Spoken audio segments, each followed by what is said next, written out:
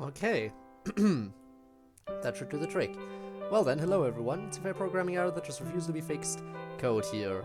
And welcome back to Turquoise. Second stream of the game, of the mod, of the Doki Doki. Last time, in this wonderful Monika x Sayori romance, a bunch of stuff happened, and then we had a sudden cutoff, which has left me very intrigued about how it's gonna continue.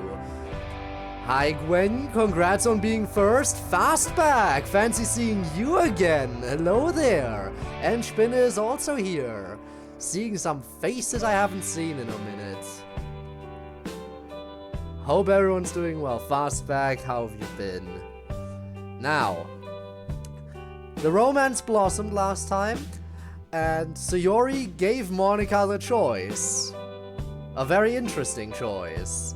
Of either leaving or staying behind so that she could fill her void, as she worded it. So I am very curious to see the result of that. DDLC more inspires before the I also want to play them. Fair enough, Gwen. Well, in that case, I'll see you around. You enjoy your lurk. Here only for a bit? That is also totally fair, Neon. Thanks for joining me. Now then, how about we just load right in? Hint, you can... Yeah, I know about the skip button. Natsuri. Very fair, Natsuri is the flagship ship of the community, basically. I'm personally inclined to say that Sayori x MC is probably right up there for me. Sayori x MC, all the way. Personally. It's very cliche, the childhood friendship and everything, but yeah. Also, hi Brian Girls, DDLC time? DDLC time. Yes, it's DDLC time. Damn, it's fun to see some of these faces again. Again, you can really tell that DDLC has been absent from the channel for way too long. It really has been absent for way too long. What mod is this? This is Turquoise. It's a Sayori x Monika mod, told from Sayori's perspective, made by Tormuse. So, yeah. Yesterday I started this, and today we're continuing. Thank you for the sub! Oh my god, you returned, and then you immediately hit me with a sub as well. Thank you, Fastback. Thank you so much. Really, really do appreciate that. When we last left our heroes. Yes, when we last left our heroes, a lot of romance was happening. And let's see how that romance continues. The next morning. Sub already at the start of the stream. That is incredible. You gotta admit. That sub is clearly just so for the... It's so sudden. That sub is clearly because of the DDLC. DDLC earns the sub, not me. First time I've done this. Well, now we're bringing it back though. Gotta love having your little sub icon again. The little sub star is back. Alright. I wake up in the middle of the world's best hug. Monika is still asleep, but her arms are around each other and my head is resting on her upper chest. Very well, I think we can all figure out what played out that night. Not be the last? Oh, I would you hope, Joe. Appreciate that a lot. But damn, alright, we have confirmation of what happened. We have basically confirmation of what Monika chose. The choice was either leave or stay behind to let Sayori fill her void. And it would seem that Monika chose to stay and let Sayori fill her void. Welcome to Funland. Yes, Taskmaster, this seems like Funland. She sure is a heavy sleeper. I lift my head so I can see her better. Well, yeah, that is the full confirmation, everyone. That is one way to start the stream. That is one way to start the stream. Also, damn, she is built. She is built. I mean, we knew she was athletic, but actually seeing the muscles, Turquoise, I don't think Twitch will like this. Twitch will be fine. We've seen more than this on this channel before. Remember when we played the Life is Strange games? We saw more exposed than this during that time. If we can get away with showing fully nude female chest, then we can get away with censored female chest. And not just the chest area, I guess, but there is more than that. Okay. Can you cover her up more? What do you want me to do? Do you want me to just, like, get in front of her or something? Get on top of her! Get on top of her, you say? I feel like that's what Sayori did last night. Oh! 1 second later, ban. Ah, boy. I still can't believe this is real, so I give Monica a squeeze to make sure. Oh boy, alright, I'm out. Fair enough, fair enough. Oh boy. Right at the start of the stream, too. We're not even 10 minutes in. She grants in her sleeve and rubs my back. Morning, Sayori. Uh-oh, Monica! Don't look now. But there's a beautiful naked girl in my bed. There's only one thing to do about that. Is there? How I become VIP on a channel I stated for a short amount of time? I don't know how you did. It's more of so artwork. I told him to give Monica muscle and he delivered. I mean, again, it is fair that she has muscle. We were told she's athletic. And now we see, in full detail, this escalated very quickly. Well, I wonder what Sayori's gonna be doing about this. I guess that. I start giving her little kisses all over her face. She giggles as I leave a trail of kisses up one cheek across her forehead and down the other. You're so silly. And you're so naked! Yes, she is. She giggles and squirms as I continue my trail of kisses under her chin and down her cheek. Thank you for last night, Sayori. Oh boy! This escalated like very quickly. Again, what a way to start the stream! I think this grabbed everyone's attention now, didn't it? Everyone, do we have your attention? This is how we do it. These black ringtails are hanging on the edge of tomorrow. They are hanging on for dear life. You were really good. And you were really naked! I think we get it, Sayori. I think we got it. Yeah, I chose a heck of a time, I guess. It felt like the perfect cliffhanger. I was biting my tongue. Oh, I'm sure you were. I'm sure you were. Damn. I mean, I guess you went all the way. Yes, I was. I continue kissing her down her cheek, speaking in between kisses. Uh-oh, Monica! Don't look now! But I just kissed your boob! What was that about there being nothing explicit? What was that about there being nothing explicit? Oh boy. Monica brings everyone together. She does bring everyone together, I guess. Bro!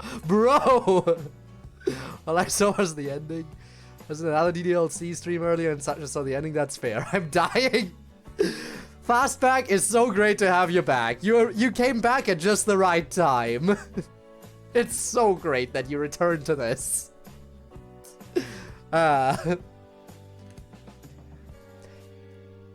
You naked boob!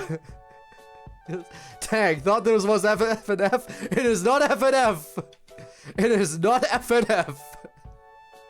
But they do be getting freaky, but not on a Friday night. This was on a Saturday night, from what I remember. Worried about the boob kiss? But my playtest doesn't seem troubled, so I left it in. Fair enough. It's very much not that, yeah. 'Cause you're naked! I like FNF. I do too. That's why I play it every week. I play it every Friday, because it's Friday Night Funkin', so I play it on Friday nights. It just fits. Haha. And yes, of course I've played Doki Doki Takeover. I've played Doki Doki Takeover Plus. I've played Doki Doki Takeover Bad Ending. I've played Doki Doki Takeover Refresh Mix. I've played Doki Doki Takeover Sings For You. I've played a lot of DDLC stuff, so yeah. I've even imported the DDLC, the Doki Doki Takeover songs into the Streamer vs. Chat mod, so I could play it in there again. It's fun stuff. Naked! Guys, I think Monica might be naked. I don't know. But I think she might be naked. What do you think? Do we agree with Sayori here? Only one time had a name. Oh boy, we're bringing back the Ninjago. The CDLC has played it most likely. Fair enough, yeah. I have. Nah, we don't think she's naked. You goof. You just can't get over that, huh? Well, you know. I trust Sayori's judgment. Are we sure? I feel like we must confirm this for ourselves. I rest my head on her stomach looking up at her. To be honest, when I told you to make the choice, I didn't think you were gonna suddenly take off all your clothes. Yeah, you did look pretty surprised. But you didn't seem to object, so I hope it was okay. Yeah, it was fine. Actually, I want you to know that I'm really proud of you. You're proud of me for getting naked? Yes. She is 100% fully clothed, absolutely. Can't you tell? She's clothing herself with black rectangles. The best way to clothe yourself. I'm proud of you for doing what makes you happy. That's something I have trouble with sometimes. Well, actually, it's something I have trouble with a lot of times. Well, maybe you'd be happier if you were naked too. No, you don't want to see that. She sighs heavily, causing my head to go up and down on her stomach. Oh boy. Why Sayori not naked? Let her be naked. Why not? Twitch, this is fully compliant. There are no naked women. Exactly, they're wearing rectangles. Dark presence sought to collect them all. Lord Gamadon, my brother. No, wait, no. It wasn't what. So I sense. I don't remember the exact word for word. Do you have it up, or do you actually remember the word for word transcript of the beginning of Ninjago? Part of me still thinks we should do a Ninjago watch party at some point, but I kind of put the watch parties to rest again for the foreseeable future. Well, except for the Tribe 9 watch party, because I was very heavily encouraged to do the Tribe 9 watch party on Twitch. And was fully permitted to do it. Can you believe it? That I actually just watched an entire anime series live on Twitch, and I'm even allowed to keep the entire VOD of it up on YouTube, with nothing cut out. It is amazing. I love it. I love getting special permissions for stuff. Anyway. Yeah, I figured you'd say that. Of course, the real reason you're saying that is because this game is for ages 13 and up, so nudity isn't allowed. Yeah, nudity isn't allowed, which is why the characters aren't naked. Monica is not naked, as you can see. Because nudity isn't allowed. It's actually crazy. Seem to have developed an addiction to buying sharp stuff again. Oh boy. The Yuri knife collection will soon be in your hands, I guess. Love getting off topic when this is a hot topic. Fair enough. There's nothing wrong with getting off topic, I suppose. To be honest, I was kind of hoping to see if taking my clothes off would break the game. Oh, I thought you said it was so you wouldn't feel like you were taking advantage of me. Well, that too. Another reason is, well, I know you won't understand this, but I find it reassuring to remind myself that I have free will and that I don't have to follow the game's intentions. If you say so. As long as you're happy, that's all that matters. You are happy, right? Oh, believe me, you made me happy multiple times last night. Multiple times, even! They really went at it, didn't they? I might need a copy of this. Oh, I don't know why you would say that, Neon. Once you finished giggling anyway. Yes, multiple. Don't you start up again. I can't help it. I just remembered. Your bum is naked too. I guess. No, actually she's fully clothed in rectangles. You're incorrigible. Does incorrigible mean I like your bum? Oh, Sayori, your laughter is so infectious. I hope you never change. She starts running her fingers through my hair. But you know, in all seriousness, your happiness is important too. Can't just be all about my pleasure. Isn't there something you'd like me to do for you? Well, I kinda like that you're ruffling my hair. Yeah, you like that? Oh boy. This feels illegal. But it's not. It's perfectly safe. Not naked under any circumstances. Exactly. Nothing naked here. It's for purely educational purposes, of course. I believe you, Neon. Of course you want this for purely educational purposes. She puts her other hand in there and starts ruffling it more actively. I just close my eyes and sigh in enjoyment. This looks so much easier to manage. Maybe I should cut my hair short too. Aw, you don't want to do that. You don't have a... What's that? Nothing. Huh. Curious what that was going to get into. Well, anyway, I've established that you like hugs and you like having your hair ruffled. And cuddles! And cuddles, yes. You're very cuddly. But, I mean, I didn't want to bring it up last night, but every time I tried to, you know, touch you, you pulled away. I suddenly don't enjoy having my hair ruffled as much. Sag. Oh, we get Cody. Working on a... You are working on a visual novel. What did I come into? Well, you see, Gabe. Tormuse delivered upon us a great mod. And Monica is definitely fully clothed right now. Monica closes out viewing. It is a possibility. Again, she was running a different EXE or something. I'm still curious about what exactly is up with all of that. Not naked Monica. Yes, for sure. Yep. I can't quite make eye contact with her. I just look down at her abs and start tracing her muscles with my fingertips. Yes, Rob, she does have a six-pack. Do you want to trace her muscles? Too bad, only Sayori gets the privilege of doing that. Well, I just wanted you to enjoy it. You don't have to do anything for me. I know I don't have to. I'm saying I want to. Don't you want the same kind of pleasure you gave me? I don't deserve it. What? Sayori, sweetie, you're the kindest, most generous person I know. How can you think you don't deserve to feel good? Are you overthinking something? Maybe she is, maybe she isn't. Just having one of those, a six-pack?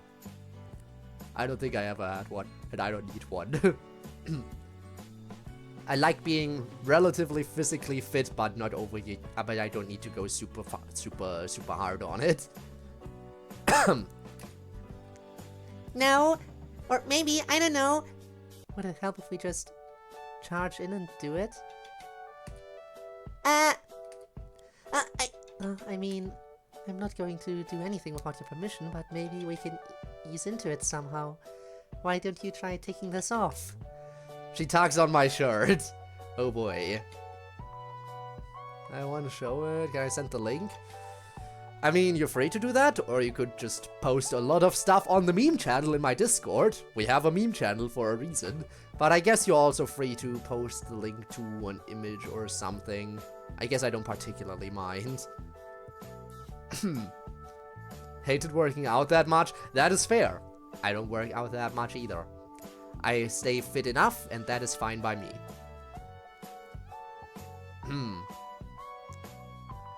Keeping that in mind? Alright. We need to strike the black bar being there. Listen, there are limits to what can be shown. Don't take off the black bars. It's the last pieces of clothing she has. No, don't do that. I'm too fat. You are not fat. How can you say that? Because of this. I give her a big kiss on her abs. You have abs, like real abs. I just have a fat tummy. Are you saying you resent how my body is? Oh no! I sit up in alarm. No, I didn't mean that at all. It has nothing to do with you. I already felt bad about how fat I am before I met you. Then I really don't know where you're getting this idea that you're fat. It's probably just one of those things baked into your software. I wonder how hard it would be to change your programming to make you okay with taking your clothes off. Gee, I wonder. Fat tummy equals great cushion. Plus, she isn't fat in the first place. Would that be unethical? Monika! I'm probably never going to understand your metaphors, but it sounds like you want to trick me into taking my clothes off, and that's not very nice. Fine. Yes, very morally correct. Truly. It would probably be easier to just delete your clothes anyway. My eyes widen in shock. Monika, no! Huh? Don't delete anything, that's bad! Oh, relax, I was just joking. That's not something to joke about! You said that deleting stuff was what makes you die. Neon, I feel like if we still had the option to bonk, you would have bonked me right there for looking at what I'm looking at. But I guess that's another reason why I'm like indecisive about adding the bonk, because I'm like, the throw is very similar to a bonk anyway. But I know. I guess I should add the bonk at some point. You're not thinking about doing about that again, are you? Oh, no, Sayori, no, that's not what I meant at all. I was just, trying to think of ways to make things more fun. So, it wasn't fun? Oh, geez, please don't take it that way. I was just thinking out loud, that's all. I should probably keep that kind of stuff to myself. Was I not good enough? I can try again. I'll do better next time. I want to make you happy. Again? You already had several times last night and we're going again? Relax, Sayori, you have... Ow. We have the perfect bonk placeholder redeem. Ah yes, truly we have that. I read bonk. Relax, Sayori, you are fine. That was a heck of a bonk. Yeah, it sure was. Monika, when she finds out we are watching respectfully. You were better than fine. I just want the chance to return the favor, that's all. I mean... Ah, jeez, I'm making myself blush. Don't you want me to fill your void too? Wouldn't that be something?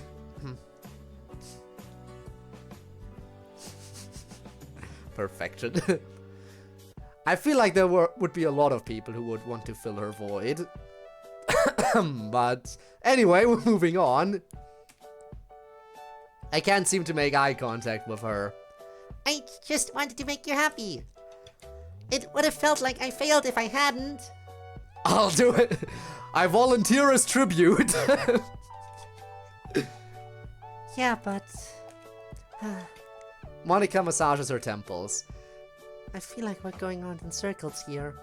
Listen, Sayori, remember when I said that I felt guilty about possibly taking advantage of you? This is the kind of thing that makes me feel guilty. You can't just keep giving and giving all the time. You have to let me be the one to give sometimes. Please, Sayori? I don't want to feel like I'm just using you as a sex toy. That would be even more depressing.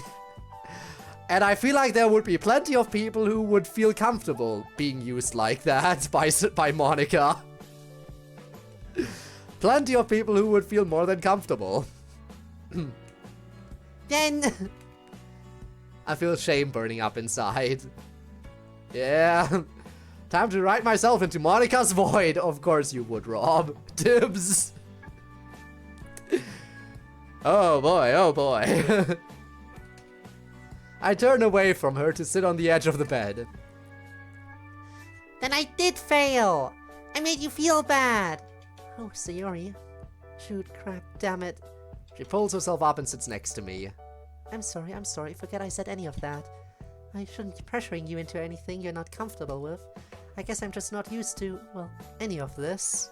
I put myself in horny jail with all the other horny people. I'll sacrifice myself. It's a sacrifice I am willing to make. I'm not used to dealing with people's feelings, and I'm definitely not used to sexual stuff. But I do want to make something clear, you did not make me feel bad. Just the opposite, in fact. Okay? I'm trying my best to pull myself out of the spiral of shame going on in my head. I have to be happy for Monica. It's what she's expecting of me. Okay! How about a hug? So the lack of loot channel, it's been like that for a long time. My question is, since when? See, the NSFW channels have been purged since my becoming part of the XP Vanguard. Contractual reasons. Casualties of war, my friend. Casualties of war. Okay, you will go. Alright, Neon, thanks for joining me for a while.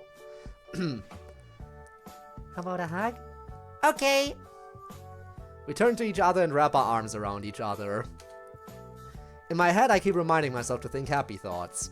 I have a beautiful, smart, and caring girl in my arms. I should be happy. Why doesn't it make me happy? Just because I'm not good enough for her is no reason to feel unhappy. I'm sorry I'm so fat and ugly! You are neither of those things. I mean, sure, your tummy is softer than mine, but I kind of like that. It just means you're a lot more cuddly. And I happen to think you're super cute. I'm not good enough to have such a beautiful girl's naked body pressed up against me. She is not naked! She's wearing black rectangles! Don't you dare say stuff like that. And she already told me yesterday who she really wants. I don't deserve it! What are you talking about? You don't deserve what? This! Any of this! I'm just... I shouldn't say it. I shouldn't say it. I'm just disgusting and worthless! Can't you see the black rectangles? Shaking my head. She can't see the black rectangle. The black rectangles. She can't. For those who are watching this as a mod, put Monica in the thumbnail and your views will skyrocket. I'll see about that. When this gets exported to YouTube, I'll see about what will be the thumbnail that I get 3 to choose from. 3 auto-generated ones that I get to choose from. Also, I'm curious what the thumbnail will be for the VOD while it's still here on Twitch, because that I don't get to choose. That is entirely up to Twitch's discretion, what it chooses to be the thumbnail. Makes you wonder if it's gonna be Monica. I'm just disgusting and worthless!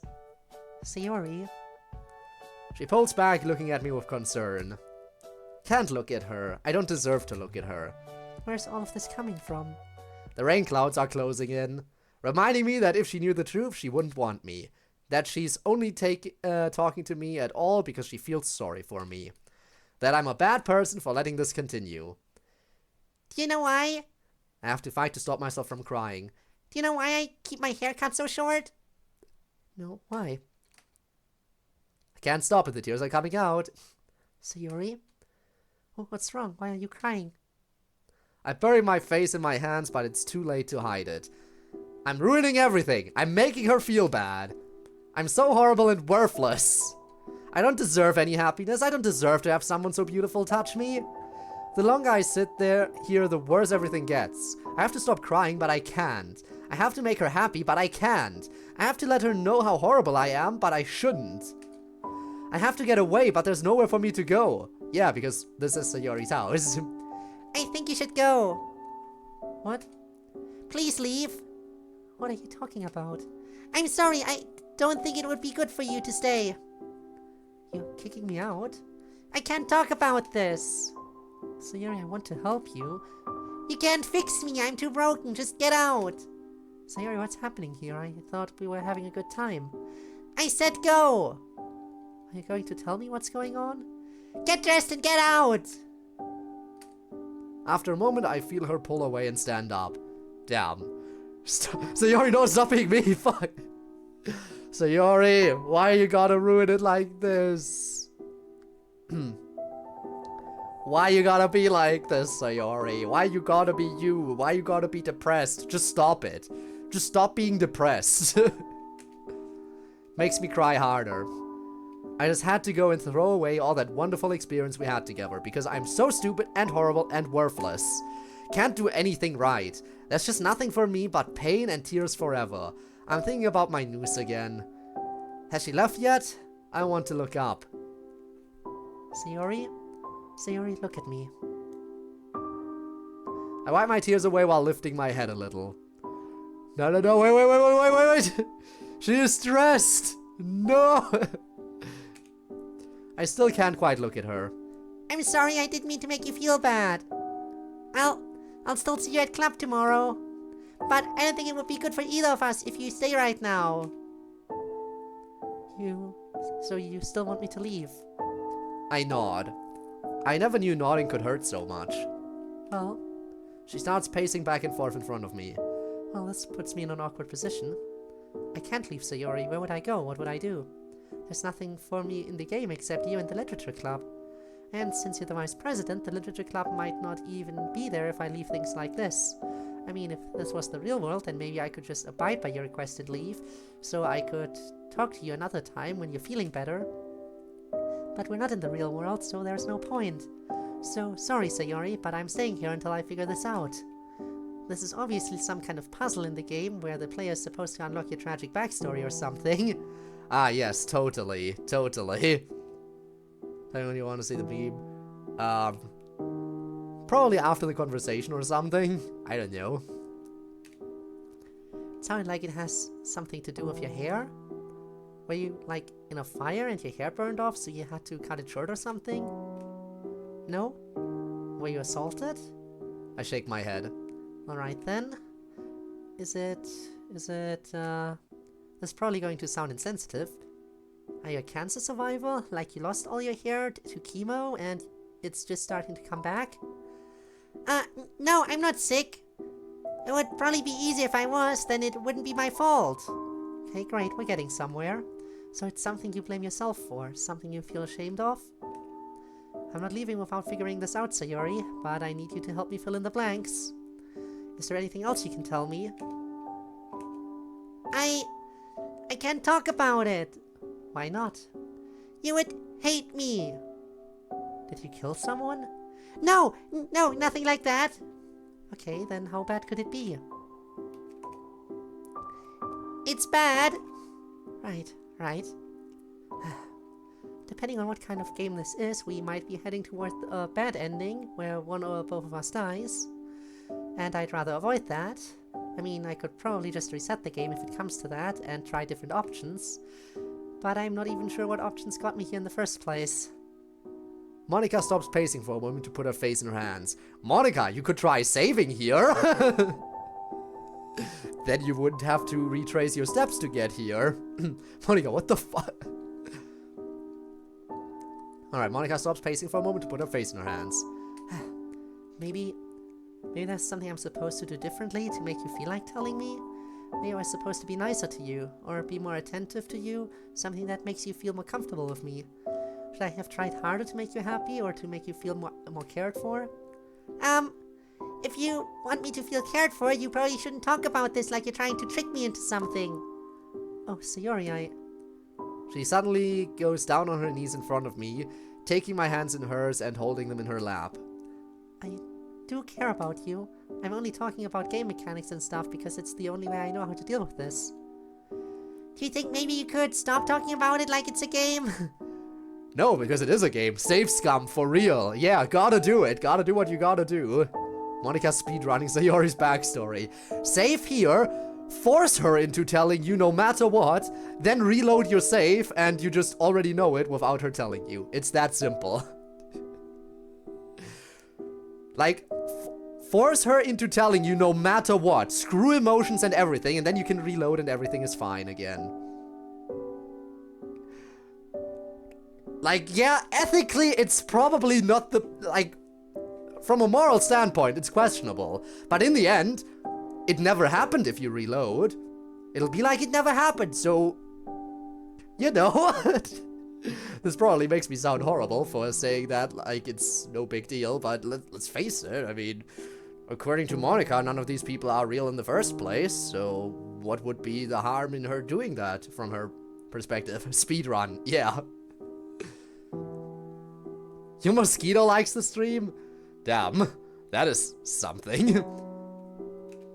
Okay, I'll stop talking about the game. Let's talk about you instead. I've had a really good time with you the past few days. I don't want it to end, and I don't think you do either. No, I don't. Good. But you're pushing me away right now. So whatever this is, you obviously think it's worth pushing me away for.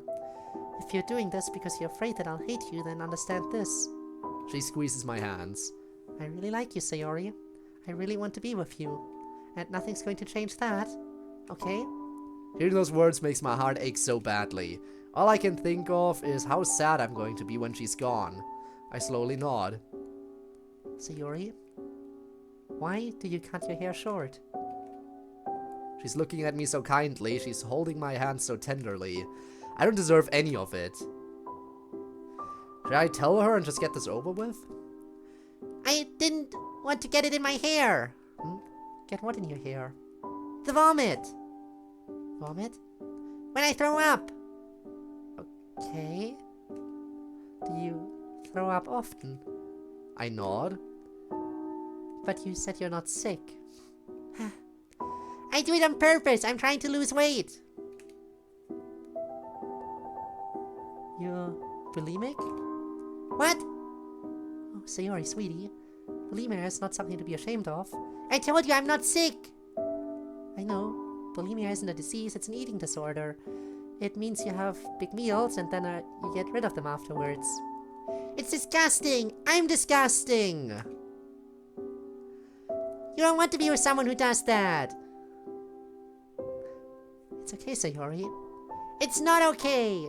Don't pretend it's normal. The first time I did it, my hair fell in my face while I was on the toilet. And it got all sticky and it stuck to my back and it stuck to my clothes and it got everywhere. It was the grossest thing I've ever done. Any normal person would stop doing it after that, but I didn't. I just learned to get used to the smell and the taste of it. I keep doing it almost every day. Oh boy. Yeah, this is the sad. Got help, fortunately. I'm glad to hear that, Fastback, and I'm sorry to hear that you did used to do that shit.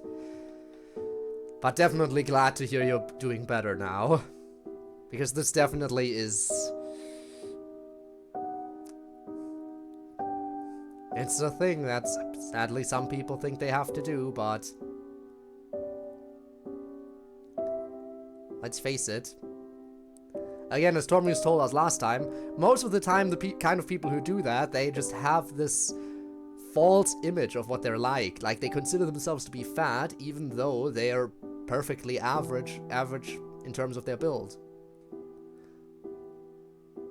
It's just, from what I know, it's usually like a mental thing, and it's good for anyone who's able to get help. Like, seriously. It's a good thing to seek out professionals wherever you can. To do a lingo, Sea of Thieves. Alright, Rob, see you around, I guess. Definitely a mental thing, yeah. Keep doing it almost every day. Do you want to stop? I won't. I've already tried. But do you want to? Doesn't matter. You should just go find someone who isn't so messed up. Well, now that I know about this, maybe I can help you with it. You don't want to do that. It'll just make you feel bad, and then I'll feel bad, and we'll both be unhappy. You can do so much better than me. You're so beautiful and smart and strong and perfect. Are you kidding? I'm far from perfect, I'm a mess. I'm still struggling to find some kind of meaning in this crazy world I find myself in. You still deserve better! You should find someone that makes you happy, not someone who drags you down into sadness. Sayori, you make me happy. You have no idea how miserable and empty my life was before you came along. Aww. Yeah, you just have to let them in, but again, with it being a mental thing, a lot of people have like their walls up and don't want to let people in like that. It's the first step, like taking that first step to let people in, that's probably the hardest part of it, I imagine.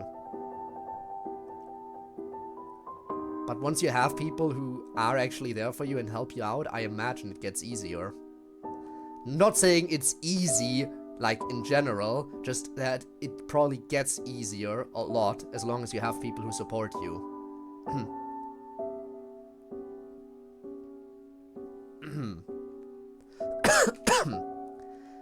I really was ready to just end everything. You are just what I needed, and you came right when I needed you the most.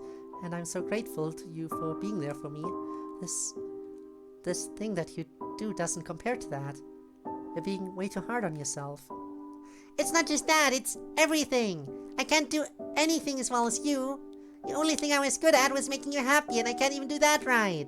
I just can't be happy all the time. Sayori, I would never expect you to be happy all the time. Remember all those things you told me on the first day we met? Everyone feels sad sometimes, and that's okay. Hell, right from our first meeting, you even told me you were thinking of ending yourself. I understand and accept that part of you. You shouldn't have to! Okay, look, I'm not going anywhere, and I accept that you're not going to be happy all the time. Let's just get used to that and figure out what to do together today. How about some breakfast? Food always seems to cheer you up. I can't think about food right now. All I can think of is that I didn't throw up after eating that burger yesterday. And how all that fat is quietly building up in me, making me fatter, even while we're talking now.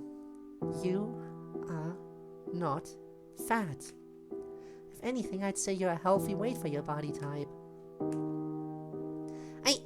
I want to believe you, but it's like there's this voice in my head reminding me about how fat I'm getting, and it's getting louder the longer I just sit here. And right now it's screaming at me for not doing something about it. Well, what if I tell you that voice? What if you tell that voice to get out of your head? Get it? Get out of my head, get out of my head, get out of my head. Haha, silly. The poem.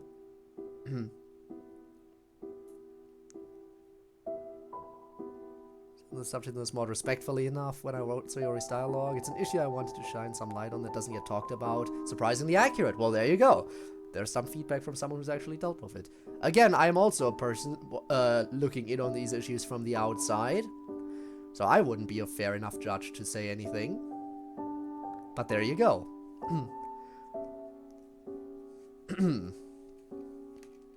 It doesn't really work for this. Why not?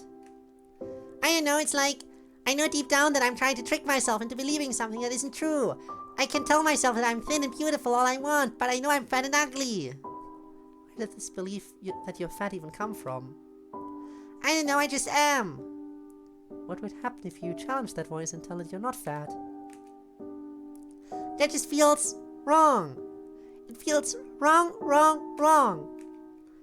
Monica, this might sound bad, but would it be weird if I just go to the bathroom and throw up now? Sayori, I'm no expert or anything, but I don't think that would be a good idea. I'm gonna do it eventually anyway. That's just the truth. Every time I try to put it off, that voice gets stronger and stronger until it's easier to just give in and do it. I might as well get it over with. Are you still sure you want to be with me? Yes, I'm sure. I just don't know what to say. You don't have to say. I know it's gross. I know you're just here because you feel like it's the right thing to do to help me. Well, that's part of it, yes, but I also care about you and want you to help you feel better. Okay, how about this? Let's try challenging that voice in a different way. Let's say it's right. Let's say you're fat. Why would that be so bad? I know, it's just bad. Great reasoning from Sayori. What's the counter argument? Just breakfast after talking about this. Yeah, not the best at dealing with it. That's definitely fair. Again, nobody is perfect. Sometimes food is what makes people happy, but then afterwards they feel like it was a mistake and they purge themselves a bit. Oh boy. Again, you get a lot of insights into some heavy stuff when you play enough DDLC, I guess. Would you tell me I'm bad if I was fat? No! No, you're awesome! I would never do that! Well, what if you saw other people, other fat people on the street? Would you tell them they're bad for being fat? Of course not! That would be super mean! Then why are you being mean to yourself? Why can't you show yourself the kindness that you show everyone else? I don't know! Do you think you could try being a little kinder to yourself? I don't know! Can I at least convince you that it's possible to be both fat and beautiful at the same time? I guess so. But I'm still not beautiful. Why not? I'm just not. But you just said it's possible to be fat and beautiful. Well, I guess it doesn't make sense, but that's how I feel anyway. Okay, well, imagine you met someone who was feeling the same way you're feeling now. Someone who thinks she's fat and ugly and is feeling sad about it. How would you treat her? Well, I guess I'd want to cheer her up. And I guess maybe I'd want to give her a hug. Can I give you a hug now? I guess so. She sits down on the bed next to me and wraps her arms around me. After a few seconds, I hug her back. Somehow, it doesn't feel as bad this time. Are you sure you want to do this? What, hug you? No, I mean, all of this. Any of this. With me. Yeah, I do. Why? Why not? Because I'm not worth it. Of course you're worth it.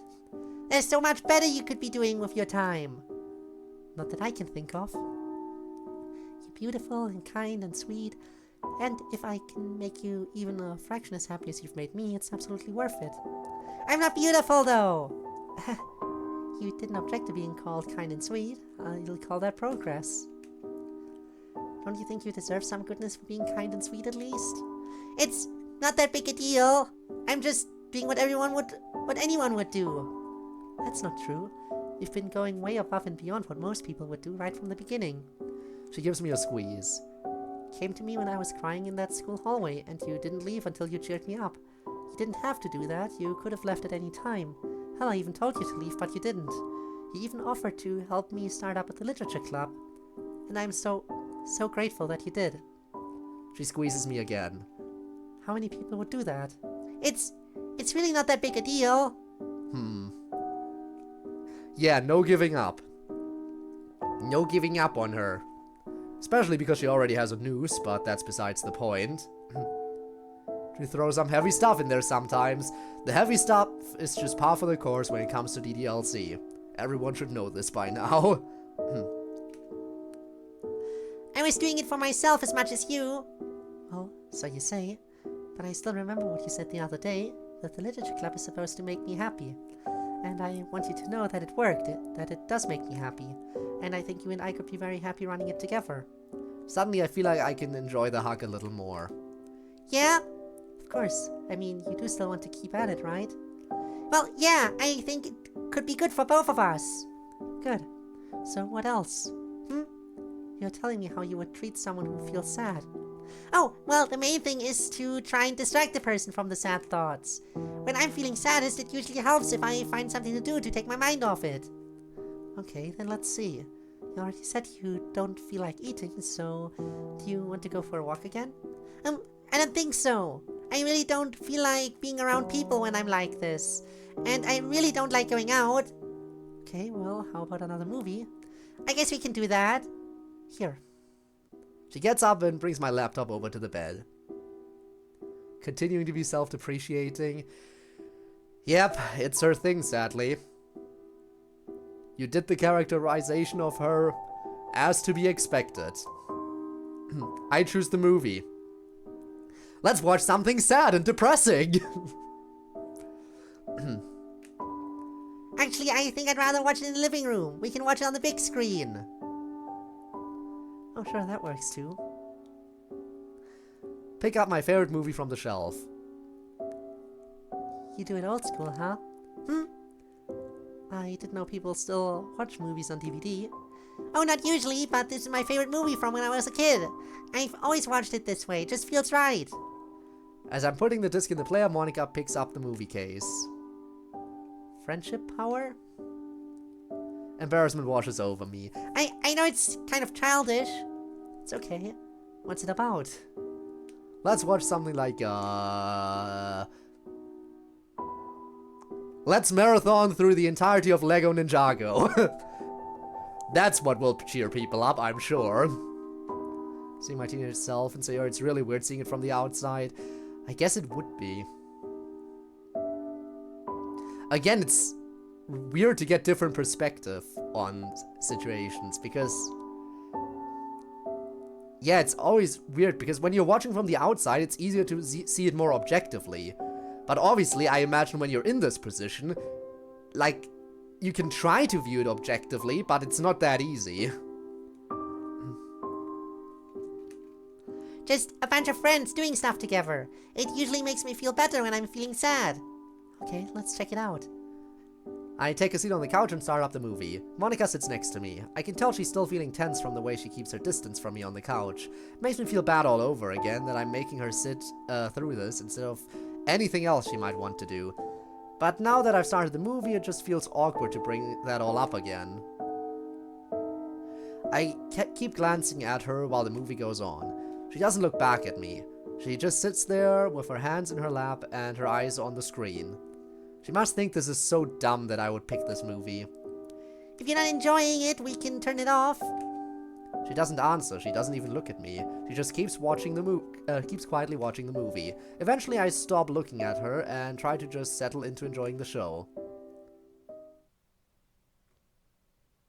Next thing I know, I'm hearing the sound of the music from the movie's menu screen. I open my eyes and realize I'd fallen asleep. Takes me a few seconds to realize that Monica is closer than she was before, and I'm leaning on her. I start to sit up, but stop when I realize Monica's arm is around my shoulders. Ah, you're awake. Sorry, I didn't mean to fall asleep. It's okay, you must have needed it. But I'm supposed to be looking after you. It's fine, I was watching the movie. I was entertained enough. But... Monica rubs my shoulder. Relax, it's okay, you don't have to look after me. I'm here because I want to be here, remember? I take a deep breath and try to relax into her. Sorry, it's just what I'm used to. I know. She rubs my shoulder again. But if you really want to help, you'll pass me the remote. I hand her the remote control and she turns the TV off. Finally, I've been wanting to turn off that music for like an hour, but I couldn't reach it. Oh, sorry! I'm just teasing. This was your time to look after yourself. I just figured if you needed sleep, I should let you sleep. So I didn't want to move. I mean, I don't mean should, like I'm shaming myself. I just mean, well, you know what I mean. It's okay. Are you feeling any better? I guess so. I mean, I didn't get to see much of the movie, but I already know how it goes, so that's okay. I can see why you like it. It's just endlessly sweet, like it's constantly trying to outdo itself with how sweet it is. Like, those popular girls who look like they're going to be the main antagonists, and feels like the movie's kind of setting up a bullying situation, but then they just don't. And they're like, yeah, she's kind of weird, but she's okay. And there's just something so wholesome about that. I mean, it's so easy for shows like that to turn into some kind of high school drama where the mean girls are just mean for no reason. And the show never goes there. It's funny, you know? Like, any literary scholar will tell you that a story has to have conflict to be interesting. And I guess there is conflict in there, but it's just conflict within themselves. Like, the story is about them figuring themselves out rather than people fighting each other. And it's just refreshing. Like, with all the problems in the world, there's a story about people enjoying life and improving themselves. So, you're saying you enjoyed it? Sorry, I guess you weren't looking for a long-winded analysis about your childhood movie. It's okay. Can I give you a hug? Of course. I wrap one arm around her tummy and bury my face on her shoulder. Thank you. I'm really sorry for how I acted earlier. That's okay. Like I said, I don't expect you to be happy all the time. It's not just that. I have this problem. When people want to take care of me, it just feels wrong. It's easier to just push people away, even if it ruins friendships. I feel a pang of guilt when Code comes to mind. Screw me, I guess. Stand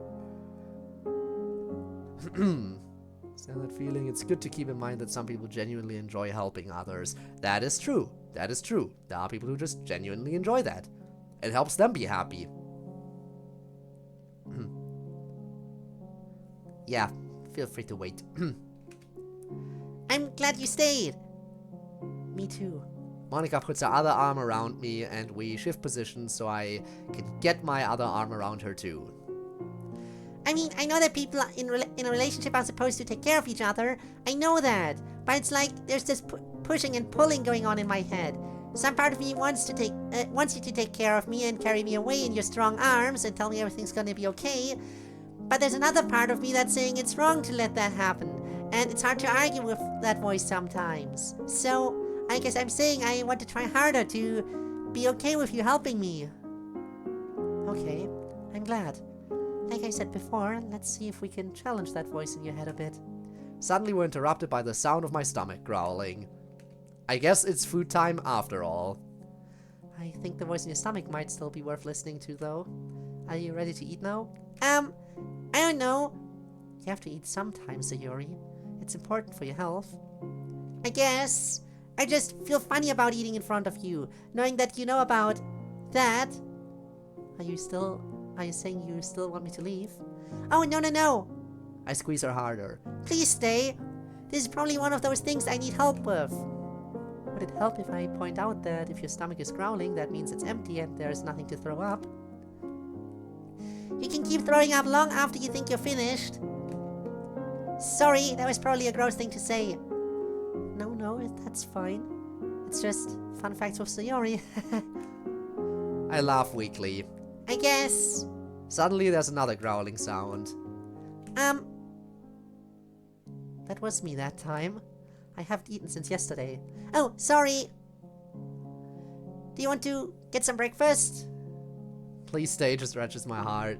Especially after she wanted to throw her out earlier. How it just turned around and she's actually clinging to her now. Yeah.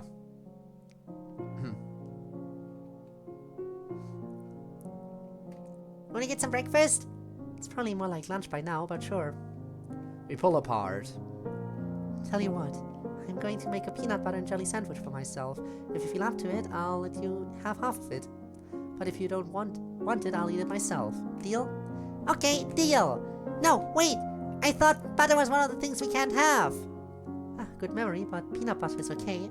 Despite the name, it's made from peanuts. It's actually one of the few things in your kitchen we can eat. Oh, that's fine then. Okay, come here.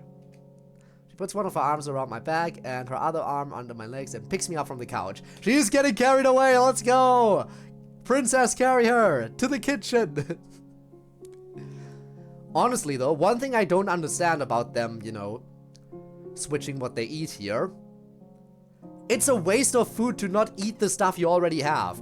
Even, I guess you can send to me if you want. Like, even if they switch to being vegan here, wouldn't it be a waste of food to just not eat the food that's already there? Like, I can understand not buying that kind of stuff anymore from now on. But just letting it go bad or throwing it out now, it's just, you already bought it. You might as well eat it at that point. It's not like it changes anything.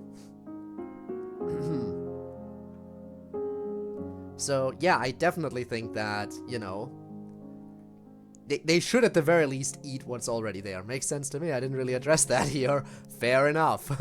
Then again, it's not like Sayori has too much food around, but still. I wrap my arms around her neck as she carries me to the kitchen. I sigh and close my eyes, enjoying being able to relax into her, trusting her to carry me safely. Alright, give me a moment so I can look at what meme you sent. This better not be a rickroll, I swear to Christ. If that is a rickroll, I am so done. Alright, I'm just gonna listen to it real quick. And look at that. Everyone else is free to check it out as well.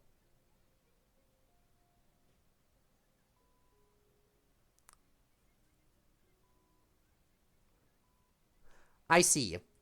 The censoring. Alright, let's get back to it. I see the funny meme.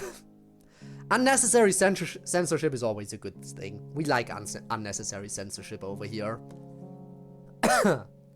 Pick me up like that once because I wouldn't eat, so he fireman carried me to my grandmother's where I was fed a lot. There's one thing that grandmothers are the best at, probably. Feeding you. A lot. I sigh and close my eyes, enjoy being able to relax into her, trusting her to carry me safely. Everything's going to be okay. I'll rescue you from your growling stomach. My hero! We're both giggling when she puts me down on one of the chairs. I'll get started on the sandwich. Okay. After a moment, she brings 2 plates over, each one with a triangular half sandwich on it. What is this?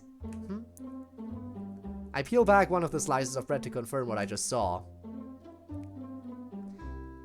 You put peanut butter on both slices? Well, yeah, it keeps the bread from getting soggy when I put the jelly on. You don't want it to leak, right? That's not how you make a peanut butter and jelly sandwich! It isn't? You have to put peanut butter on one slice and jelly on the other, so when you bite into it, your tongue touches the jelly first. It's all part of the PB&J experience! You ruined it, Monica! You are a horrible person! How dare you ruin the PB&J experience? The what now? Here, I'll show you! Monica watches me as I get out 2 more plates and get to work. If you're gonna take the time to prepare the food, you have to do it right. Soon, I'm putting the finished half sandwiches on the table in front of us. Welcome back. We just got over how Monica ruined the PB&J experience. Like the horrible person she is. Try that! Are you sure? I feel like I just witnessed a holy ritual or something. Just try it! She takes a bite out of it. Well... Sorry, I feel a little bad about saying, Sorry, I feel a little bad about saying because I see you put a lot of work into it. You don't like it?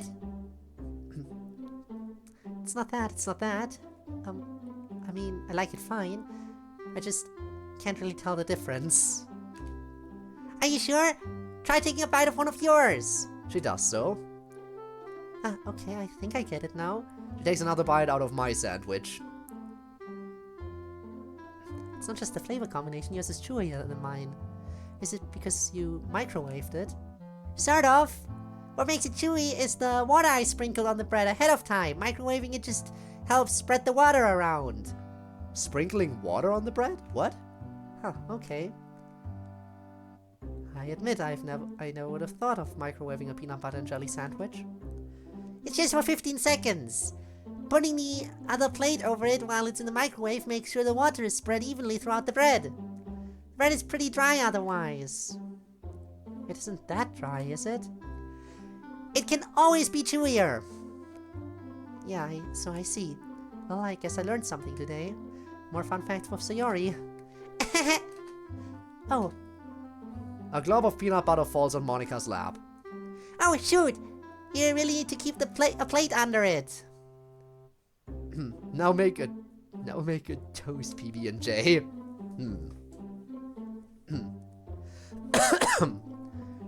The things you gotta make for the proper ritual. Sayori's method is something I got in the habit of doing recently. Interesting. Is it actually that good? Perhaps I should once discover the proper ritual of making a PB&J for myself. Last couple of minutes, my PC crashed. Alright, here's the rundown of what you missed. You missed the peanut butter and jelly sandwich experience. And that's basically it, I think. Milk and chocolate cookies? Interesting. My breakfast usually just consists of cereal. That is usually enough for me. Hey, remember when I said I was worried about the sandwich leaking? Ha! You said you wanted to keep the jelly inside, though. The microwave must have melted the peanut butter. Yeah, that happens. We both look at the peanut butter in her lap. I guess there's just one thing to do. She stands up and removes her skirt. I'm gawking at her as she goes to the sink to wash her skirt off. You're in your underwear! Is she though? Seems like safety shorts to me. At least I don't see any exposed skin. Gives the sandwich a better texture, I see. But yeah, as you can see, no exposed skin. Well, but definitely visible underwear. Yeah, that much is visible. Stockings, I guess. I mean, she got them. Does that count as underwear? I don't know. Does it fall under the definition of underwear? I don't know. More recognition from Nuxel. There isn't much to see there. There's enough to see for some people, I guess. You're in your underwear!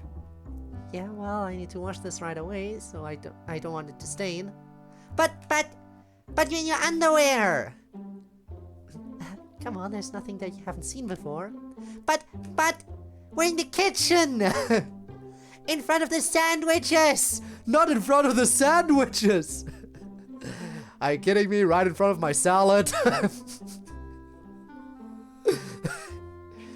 Sayori is awestruck.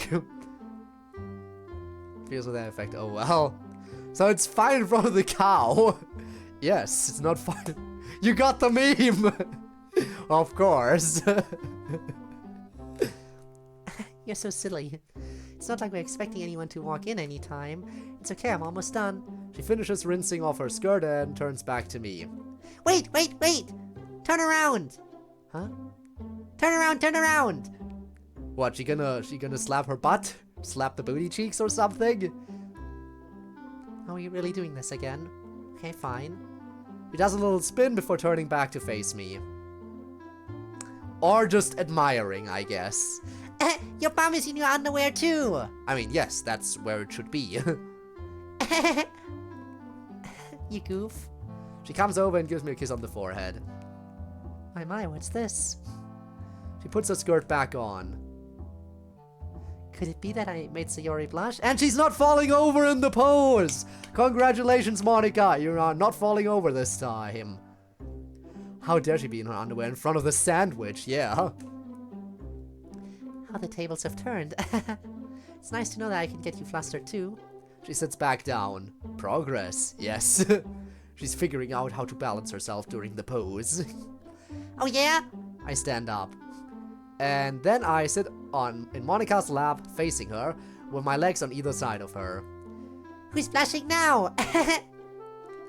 You got me again. I love seeing you get all flustered.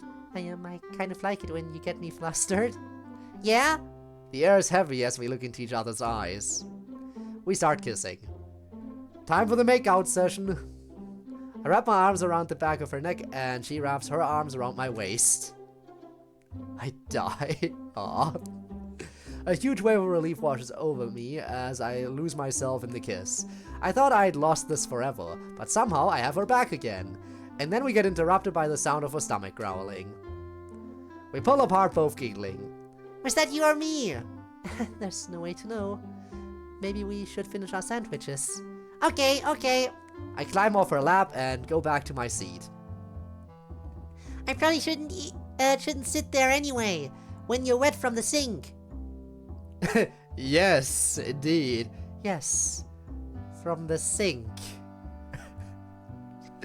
Just that, nothing else. Nothing else whatsoever. Genuinely pass the fuck up. Fair enough. Fastback's afraid of women. I am afraid of people. I say, even though I have a lot of experience with people. Sadly. Both alive and dead. Again, though, we're here to enjoy the happy moments, not go back to the time I was like, ooh, so this is a human heart. I like squeezing it. We're not here to talk about those memories. Her skirt was still wet? Yes. Is there a towel around here to dry my skirt off? Here!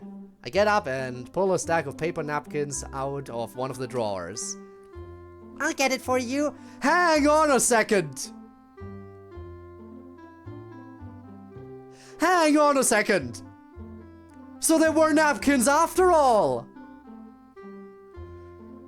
You sneaky little scamp. How could this be? We were fooled! There were napkins after all! I remember her saying yesterday that there were no napkins. Hence why the finger licking scene happened. We've been tricked, we've been backstabbed, and we've been quite possibly bamboozled. I'll get it for you. Exactly. Finger what? What? You said you didn't have any napkins. I'm hit by a rush of panic.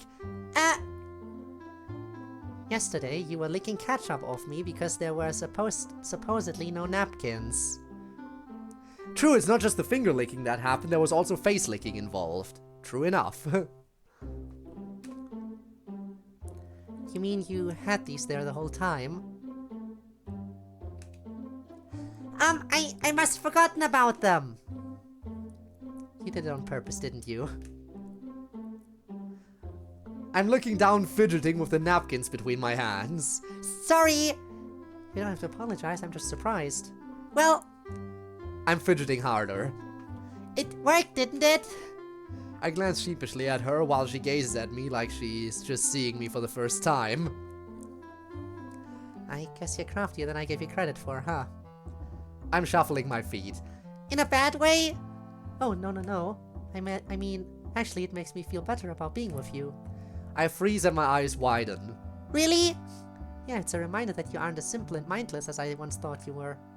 Oh, okay. I was sort of worried that you'd be mad at me. Mad at you? Why would I be mad at you? Well, because I tricked you. Isn't that bad? Oh, well, I mean, I enjoyed it. And I enjoyed everything that came after it. So I really can't complain. I let out a breath, only just now realizing I was holding it. Well, that's a relief. I start fidgeting with the napkins again. For one crazy moment, I wonder if it would be okay to tell her my other secret. Could I have the napkins now? Oh, right, I mean, it's okay, I'll do it. I put the stack of napkins on the table and take a couple from it. I go down on my knees in front of her to dry off her skirt. Well, that's gonna be an interesting position to be in. I think if you try to do that, she's gonna get wet for different reasons again. She's gonna get wet for the usual reasons if you try doing that while she's wearing it. Try not to rub too hard there, Sayori. Sarah's 100% doing the finger poking thing. Yup. Obviously she would be doing the finger poking thing during that. But wait, there's more. Yup. Get down on my knees in front of her to dry off her skirt. Much better. Thanks, Sayori. And hey, while you're down there... Yeah, of course. Just JK. Unless. Unless. Just joking. Huh? It's okay, you want me to do something else down here? No, I was just joking. I was, Oh, geez, I guess I need to explain it now. It was a sex innuendo again. Oh, I see. Well, if you like. My stomach growls again. There's something else you can eat down there, I guess. Shut up, stomach. You have terrible timing. Okay, seriously, that's enough flirting. Eat your sandwich now. Okay. Take my seat and pick up my sandwich again. I guess I should be glad you had enough restraint to not offer to lick the peanut butter. Oh, is that something to be glad about? Hey, I said no flirting. We're eating now. Of course we're eating food. What else would we be eating? Monica takes an aggressive bite out of her sandwich and gestures for me to do the same. Yeah, what else would we be eating right now? Fine. We eat together in silence for a bit, occasionally smiling at each other. But the more I eat, the more uneasy I feel about what I know must come up eventually. Monika's expression changes, and I can tell she knows exactly what I'm thinking. I look at the half sandwich in my hand, and the more I think about it, the harder it is to swallow, the harder it is to even chew. I don't think I can finish this. You've barely touched it, though. Can you at least bring yourself to eat one of the half sandwiches? You're obviously hungry, and it's not healthy to starve yourself. With some effort, I swallow the bit of sandwich in my mouth, but the idea of taking another bite just seems like too much right now. I slowly lower the sandwich onto the plate. You said you'd eat it if I didn't want it. Okay. Can I ask, what are you thinking right now? It's probably stupid. I'm sure it isn't. I mean, if it helps me understand you, then it definitely isn't stupid. I look down at my hands in my lap while shuffling my feet. I want to throw up while you're here. All I can think is, if I'm gonna throw up, then everything I swallow is going inside me and making me fatter. If I'm not gonna throw up, then everything I swallow is getting inside me and making me fatter. Would it help if I point out that there isn't much fat in the sandwich? I don't know. Not really. I know that the bit of sandwich I ate is going into my tummy and my thighs and my arms and my hands. I clench my fists in my lap. Like, even just sitting here, I feel like I can actually see the fat forming on me. Just making it all fatter and fatter. Oh, Sayori, that's not possible. Like, even if it was true that it's making you fatter, it's not like you'd be able to see it happening. I told you it was stupid. I'm not saying it's stupid, but I want you to realize it's all in your head. It's happening. I can feel it. You have to be imagining it. It's happening. I can feel it. Sorry. I didn't mean to yell. That's okay. I know this is a difficult subject for you. I know it doesn't really make any sense. It's just what I feel. Okay. And you believe that if you get fat, you won't be beautiful? I'm not beautiful. Period. I think you are. I don't believe you. I mean, sorry. I'm not calling you a liar. It feels like you're just saying it because you think I want to hear it. Sayori, I don't know how to tell you this, but I thought you were beautiful from the first moment I saw you. I mean, I was feeling pretty down at the time, but at the back of my mind I was going, holy crap, a pretty girl is talking to me. Really? I feel sort of silly saying it now, but it's true. Every time you say you're not beautiful, I want to say, really? Have you not looked in a mirror lately? I look in the mirror every day. That's how I know it's not true. I mean, I want to believe you, but it doesn't feel true. What would make you beautiful? Huh? What would need to change for you to be beautiful? I don't know. I don't think I can be. You don't know. Being beautiful is just something that other people are, not me. Well, I think that if you're going to be so obsessed with being beautiful, you should... I mean, it would be good for you to have some goal in mind. Goal? Well, yeah, I want to be constructive about this. I can't have a goal to be beautiful, that's just silly. I just want to have something to work to. I just want to have something to work towards. You said yourself the voice in your head wants you to do something about it. We just need to find something that isn't throwing up. I mean, the obvious solution would be to get your professional help, but I don't think the doctors are real here, so there's probably no point. So you think I'm crazy? I didn't call you crazy. You can if you want. I know it sounds crazy. That's why I don't usually talk about it. I don't think about it like that. Think of it as more like getting yourself the help you need. I'm not very good at asking for help. I know, and like I said, I doubt it would do any good anyway. How about a workout? Sorry, how about a workout? Huh? Will help if you get into an exercise routine? I'm not good at exercise. Sure, but now you'll have me helping you. Will it make it easier to eat your sandwich if you can tell yourself you'll exercise it off afterward? I stared at my half sandwich with all the bite marks in it. I don't know, I mean, it feels like I'd have to work real hard for that. I promise I'll go easy on you. And I also promise you'll get some benefit out of it. Just trust me. I'm still staring at my sandwich. Somehow it's making me hungry again. Okay, I trust you. And I resume eating. Let's go! We're making progress. Soon we've finished. I even managed to eat Monika's weird version of the half sandwich. Are you ready to get started with the workout? I figure we can do it in the living room. Okay. Well, back to this! Alright, so... what do you want to work on first? Wait, actually, I guess you wouldn't know how to answer that. Sorry, I'm not sure where to start. I have never had to do this before. Can I have abs like you? Like me? Well, you'd probably have to work really hard for that. I thought you wanted me to go easy on you. I mean, it is fitting the mood, it's just... some of the music is giving us flashbacks.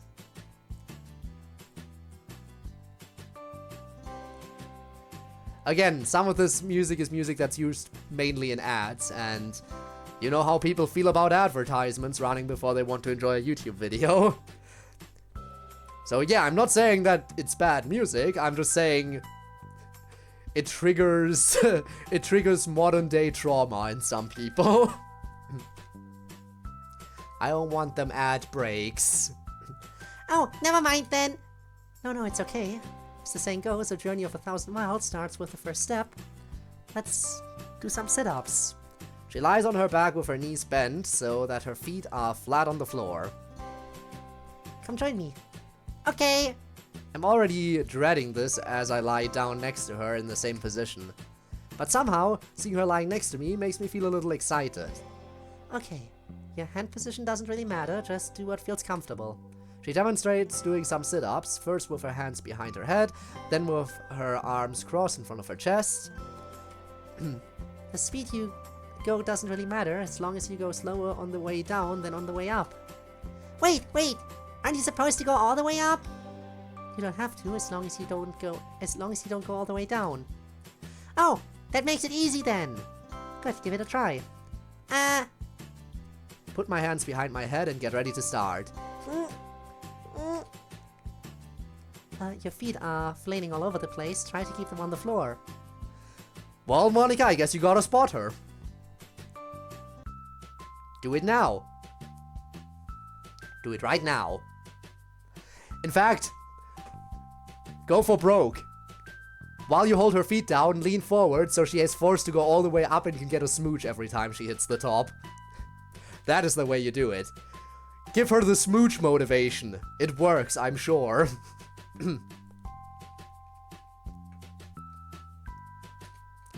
I'm trying, they just don't do that on their own. How do you make this look so easy? Here.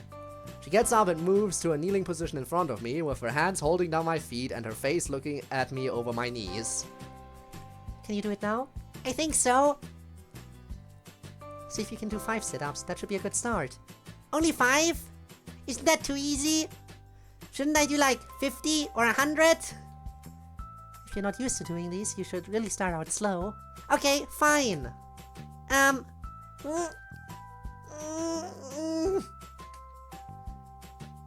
1! That didn't count. What? It doesn't make any effort to just flop back on the floor like that. That's why I said you can't go all the way down, you have to go down slowly. Helps you work your obliques. She puts her hands on the sides of her tummy. That's these muscles right here. They help you stabilize you on the way down. She puts her hands back on my feet. Do you want to try again? Okay, alright. I start psyching myself up for the workout I'm about to experience. I can do this! I can do this! I can do...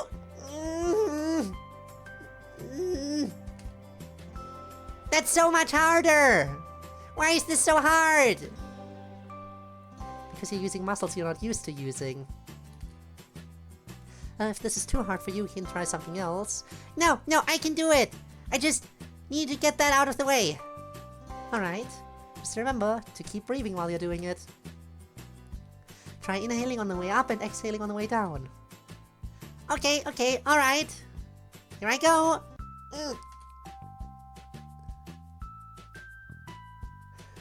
You really had fun doing it with the zoom here, didn't you, Tormuse?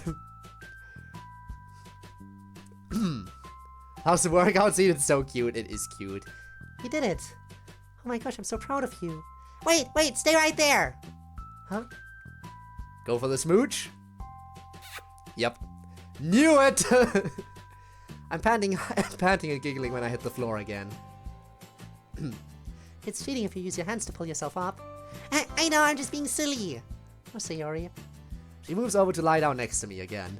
That was cute, but you don't want to overexert yourself on the first day. If you hurt yourself now, you won't feel like doing it next time. Generally, the default for most people is to do like 3 sets, right? That's usually... At least that's the default I'm used to when it comes to working out. You do 3 sets, have like a bit of a breather in between them, and that's fine. So if I stop the stream, I clip something for another beam. Are they still training? They are still training, yes indeed. Next time? Oh yeah, if you want results, you have to keep at it. Do I have to do it every day? Not necessarily, but I think you can manage 5 sit-ups a day, right? A moment ago you were saying it was too easy. I changed my mind about that. I feel kinda dumb for saying I should do 100. I don't think anyone could do that. Oh, is that a challenge? She keeps eye contact with me as she gets into position and starts doing sit-ups. She does the first 5 so easily, I feel silly that I complain about it, but she keeps going. She's still smiling at me as she passes 20 and keeps going. Somewhere in the 50s I lose count, but she doesn't even slow down. I'm in utter awe as she just keeps going, and she's smiling the whole time. Eventually, she does start slowing down a little. I can see that she's sweating from the effort, but she doesn't stop. Until... 100. Whew. Jeez, this is not the outfit to be doing this in. That was amazing! I mean, I already knew that you were amazing, but now I really know how amazing you are. Thanks, I try my best. I shimmy closer to her so I can run my hand over her abs. So strong! I can't believe I slept on these abs. I never realized how powerful they are. You can do it too, you know. What? I mean, not today, but someday. I firmly believe you could do 100 sit-ups if you wanted to. Monica, that's the silliest thing you've ever said! It's true. You've just shown you can do 5 of them. And once you get enough practice doing 5 a day, you can move up to 10 a day, then 15, then 20, and so on. No way, even 20 would be too many! I'm not super strong like you, I could never do that! You can do it, I believe in you. She reaches over and brushes my face with her hand. I believe you've started on a journey today that will take you as far as you wanted to. And also, I can help remind you to do it. So, you'll remind me every day? If that's what it takes, sure. So, you still want to stay with me to remind me every day? I mean, yeah, I guess that's what I'm saying.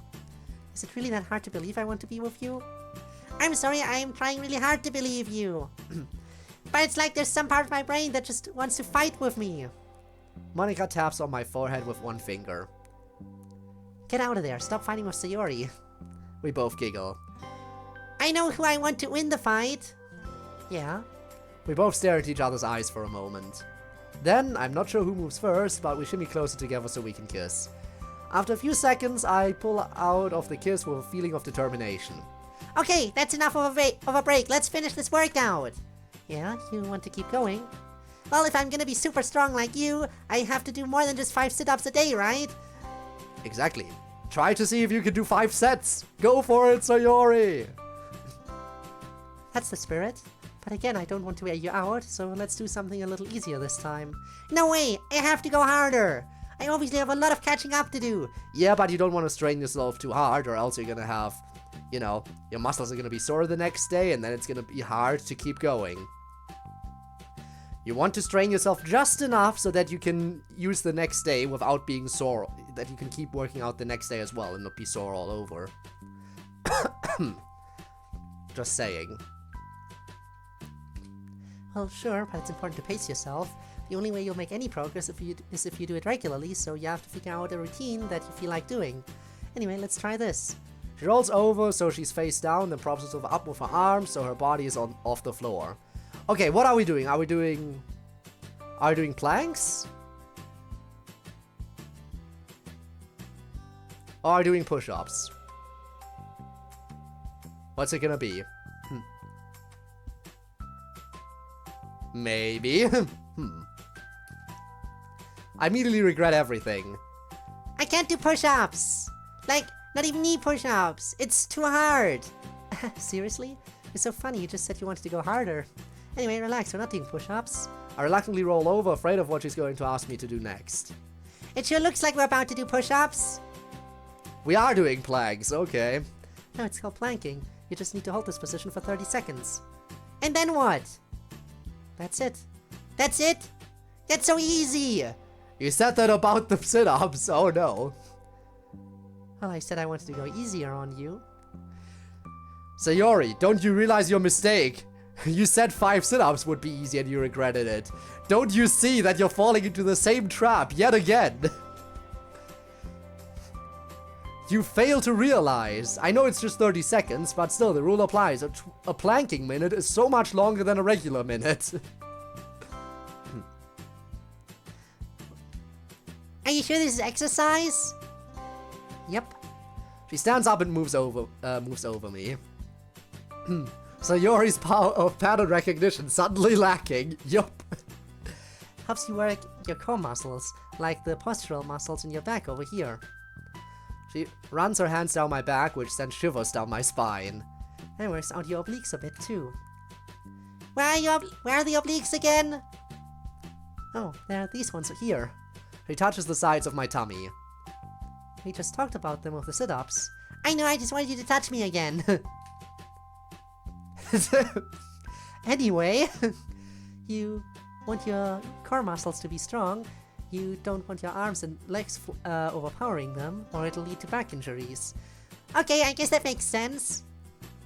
So you think you can do it? Of course! I get into position. 1, 2, 3... Hold on. You need to get your hips up. Your body's supposed to be in a straight line. Also, you're counting too fast.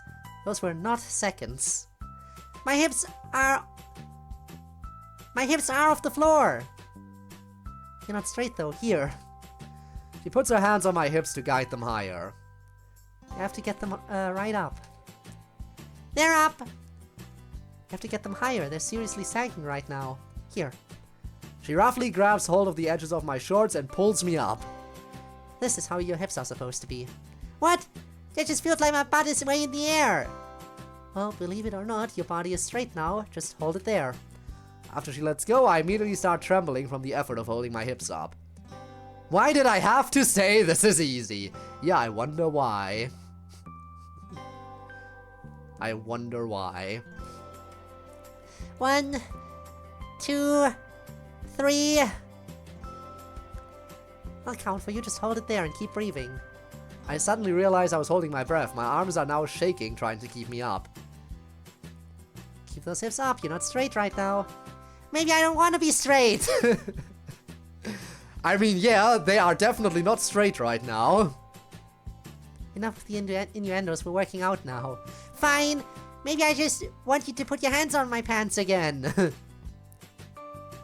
No innuendos. That wasn't an innuendo! She grabs the edges of my shorts and hoists me up again. Come on. Get that juicy butt back up there. I'm giggling so hard I almost fall down. Juicy? Are you being incorrigible now? Maybe. Why don't you just give it a kiss if you like it so much? I wiggle my butt in the air. And she did it. I fall to the floor laughing. I roll over, still laughing. She did in fact do that. Did you just kiss my butt? Well, you told me to. I didn't think you'd actually do it. I'm giggling my head off, but Monica just looks embarrassed. Oh, it's okay. Just come here and kiss me properly. Are you sure? I kind of just kissed your butt. I sit up and reach out to her with both hands. When she takes my hands in hers, I pull her down on top of me. Damn, okay. Are we going for another round, or...? Even when we're kissing, I'm still giggling a bit. And at the same time I realize I really like the feeling of her being on top of me. Ah, okay, so Sayori's the bottom. Got it. Should have expected as much. Alright, we figured it out. Sayori is the bottom in the relationship. She's so strong and powerful, but at the same time she's so tender and sweet. Can't believe I'm actually kissing someone so incredible, and it makes me realize how desperately I want her. It depends. Oh, are they both switches? And is that what's going on? Also fair. Pull out of the kiss to look her in the eyes. Helps me make up my mind about what to do. I want to show you something. Oh, okay. It's upstairs. Oh boy. This is gonna bring the mood down a little bit, but I think it's time for the news reveal, I imagine. Okay, let's go. She stands up and helps me up too. She relaxes her arm like she's about to let go of my hand, but I hold on tighter. Keep on holding her hand all the way upstairs. I don't let go when I lead her to my room. Feel like I'm drawing strength from her, and I think I'm going to need it for what comes next. So, what did you want to show me? Never mind! We're doing this instead! That is not gonna bring the mood down. I would hope. I want to take my clothes off. Oh, okay. You did it in front of me yesterday, and I want to show you that I can do it too. Subversion of expectations, absolutely. You don't have to if you don't want to. But I do want to. Just to prove to myself that I can do it. I want to believe you when you say I'm beautiful. I want to trust you. But it's hard. Monica looks down at our clasped hands, then back at me. Okay, is there something I can do to help? I don't know. I'm scared. I don't know what I need. Sayori, if you're feeling scared, maybe that's a sign that you don't want to do this. No, I want to. I place my other hand over our clasped hands. You're so amazing and beautiful, and I know you want me, and I know I just have to get over this and do it. I want to lose you. Oh, hey. She places her other hand over our hands. What do you mean lose me? Do you mean you expect to lose me if you take your clothes off, or if you don't take your clothes off? I don't know, either one I guess. I just know that this morning, I was ready to push you away for really stupid reasons, and I just don't want to do that. I want to get over it. Get over all this stuff my brain tries to tell me. I want to accept that you want me and you want to like yourself? Yeah, I guess so. Okay, well, I want to make some things clear. She squeezes my hands. You're not going to lose me. If you want to take your clothes off, that's fine. But if you don't want to, that's also fine. I was planning to stick around no matter what. I mean, gosh, that's so hard to say. We hadn't really said what we're doing tonight, but, I was kind of hoping to sleep with you again. If that's okay. Yes! I squeeze her hands. Yes, I want to do that too! Good. But if the clothes thing is such an issue for you, I'm okay with keeping mine on this time. And we don't have to do anything sexual if you don't want to. I just want you to be happy and comfortable, okay? See, now that just makes me want to do it more. You don't have to do it for me. I know. I want to do it for me. I know there's nothing wrong with taking my clothes off. I know that. It's just that the stupid voice in my head keeps telling me that it's wrong. And it keeps getting louder and louder the more I think about it. It's telling me I'm bad and I'm wrong and I'm ugly and I'm worthless and I just wanted to stop so I can just enjoy this. Monica takes one of her hands off mine so she can tap on my forehead. Hey, get out of there. Quit being mean to Sayori. Yeah, get out of my head! Get out of Sayori's head. Get out of my head! Get out of my head! Get out of my head! Okay, this is straight up just look. You're not even being subtle about calling back to the poem.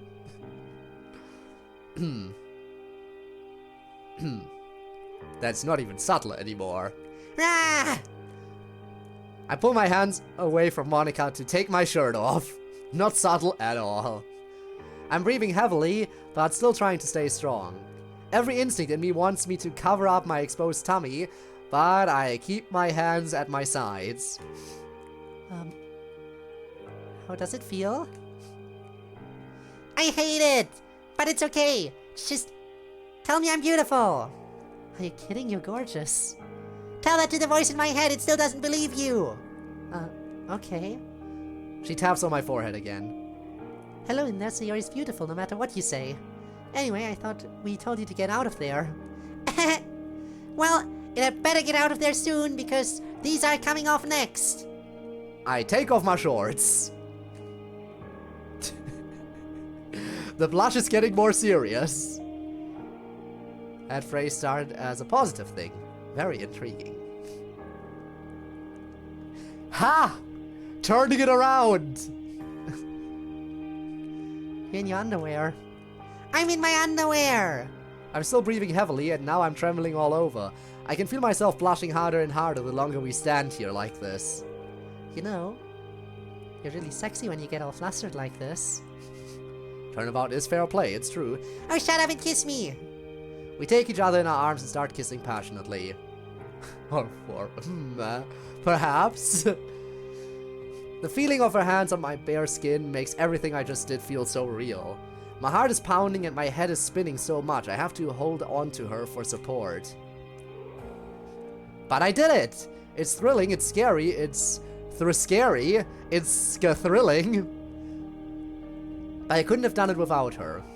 Eventually, I have to stop kissing her to breathe, because I'm still panting so hard from excitement. We just look into each other's eyes for a moment while I slowly calm down. She runs one of her hands through my hair. I'm so proud of you. I love you!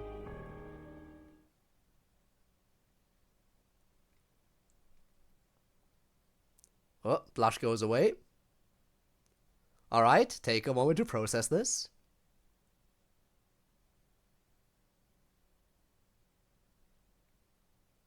Well, your response? Monica, this is the part where you say I love you too. No, you don't say, That is not the thing you say.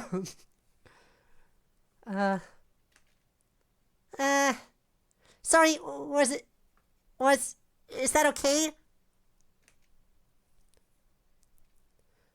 Sorry, I mean, I just thought you would say I love you too. That is what normally happened here. I feel weird about saying it. Why? I mean, after everything we've done together, you mean you don't love me? It's not that. I mean, I care about you a lot, obviously. You mean everything to me, and I want to be with you. But it sounded like there was a but coming. I mean, isn't that love? Why can't you say it? I don't want to hurt you, but, I mean, I think you know why I can't say it. I slowly pull away from her, holding my arms in front of my tummy, looking down at my shirt and shorts on the floor. Because that whole thing about who is real or whatever? I'm sorry. This is as real as I get. I've never shared anything like this with anyone before. This is really hard for me. I know, I'm sorry. I didn't mean to ruin the moment. I mean, it's not just that. I just don't throw the L word around, you know? Neither do I! I know. But really, we just met a few days ago. We don't really know each other that well. We don't? I mean, I guess we kind of do, but... The L word, yes. Luigi. It just feels too soon to use that word. I see. I'm sorry. I didn't mean to hurt your feelings. So, are you saying you want to leave? No, no, no. Please don't take it that way. I think you're an incredible and beautiful person, and I really want to be with you. I just want to give it time, that's all. Okay, I think I can understand that. It's probably my fault for getting all caught up in the moment. The L word? Lesbians? Lesbians. Luigi. There are many things it could be. As you know. As you know. No, no, you did nothing wrong. It's probably my fault for overthinking everything. I can understand that. That's something I can understand very well. And yeah, you're definitely overthinking. I'm surprised I didn't see smoke coming out of your ears. Yeah. We smile weakly at each other. So, how about we don't talk about whose fault it is? How about we just decide what to do next? Okay, well, is it okay if... Can we hug? I step forward and she eagerly takes me into her arms. Feeling her hands on my bare skin again brings back something of the feeling I had a moment ago, but it isn't quite the same. I sigh deeply and try to relax into her, trying to get as much out of the hug as I can. I'm really sorry. It's okay. It just means that when you finally say it, it will be that much more special. Sure. I meant it when I said I'm proud of you. I know how difficult this was, how difficult it is for you. It means a lot to me that you're willing to share that with me. I feel really privileged and honored to have gotten to see you like this. You really are an amazing person. I don't even compare. Thank you! You know, you can kiss me if you like. Okay. She kisses me on the cheek. Basically wanted that I love you to be as painfully awkward as possible. That was a full 20-second pause. It was definitely long, yeah. No text, no nothing, not even a dialogue box, just staring at Monica as she's processing everything in her head.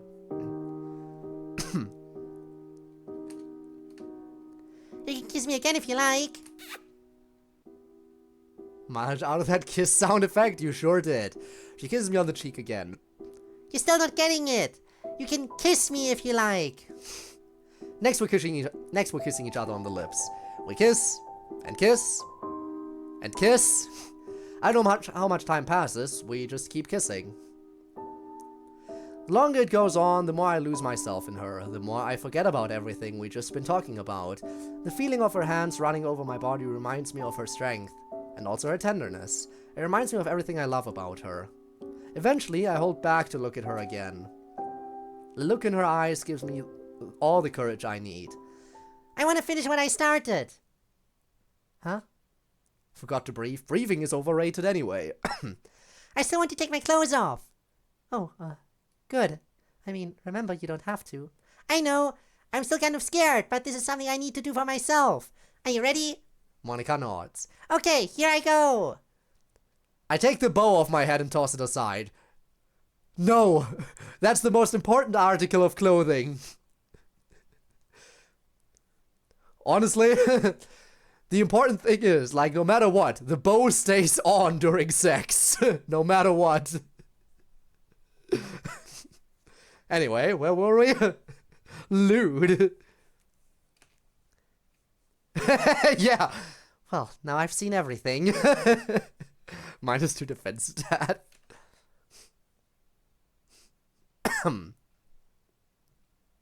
The next morning. Wow, that was a long day. That day took almost 2 full hours to get through. Damn.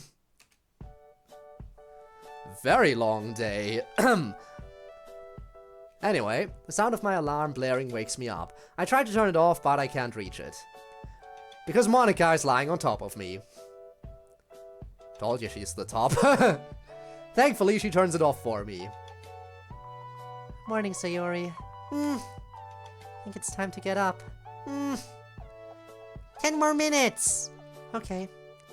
Well, I'm going to get up. She climbs off of me and puts the blanket over me. This bed is so cozy, I drift off to sleep again right away. I barely notice when the alarm goes off again and I hit the snooze button again. And next thing I know, Monica is giving me little kisses all over my face. Okay, I'm awake. You're also getting some mileage out of this, aren't you? We're back! Sorry, I had to get you back. We are so back! Return of the abs! Now watch as the viewers jump back into the double digits. Just watch. It's gonna happen. Everyone's gonna see this and be like, oh damn, did I miss something? It's okay. Hey, you're naked. Ah, I see you're also getting the other pose. Intriguing, intriguing. You got the other pose as well. So you can appreciate the abs from a different angle. Truly incredible. Intriguing. Yes, gotta hide the text box and truly analyze this. Alright, you see, if you really look at the abs from this angle, you can see how amazing the shading is and everything. Alright, anyway. That's enough analysis. No, we're moving on. We are moving on, everyone. Hey, so are you? Yeah. I fidgeted with the blanket on top of me. Your abs are naked too. Amazing work indeed. I reach out to touch her abs, but she flinches and pulls away from me. Ow. I'm sorry, I kind of overdid it yesterday. Huh? Really? After all that stuff you said about overexerting myself? I know, I'm such a hypocrite. To be honest, I've never actually done 100 sit-ups at once before. I guess I just wanted to impress you. You wanted to impress me? Well, yeah, is that really so surprising?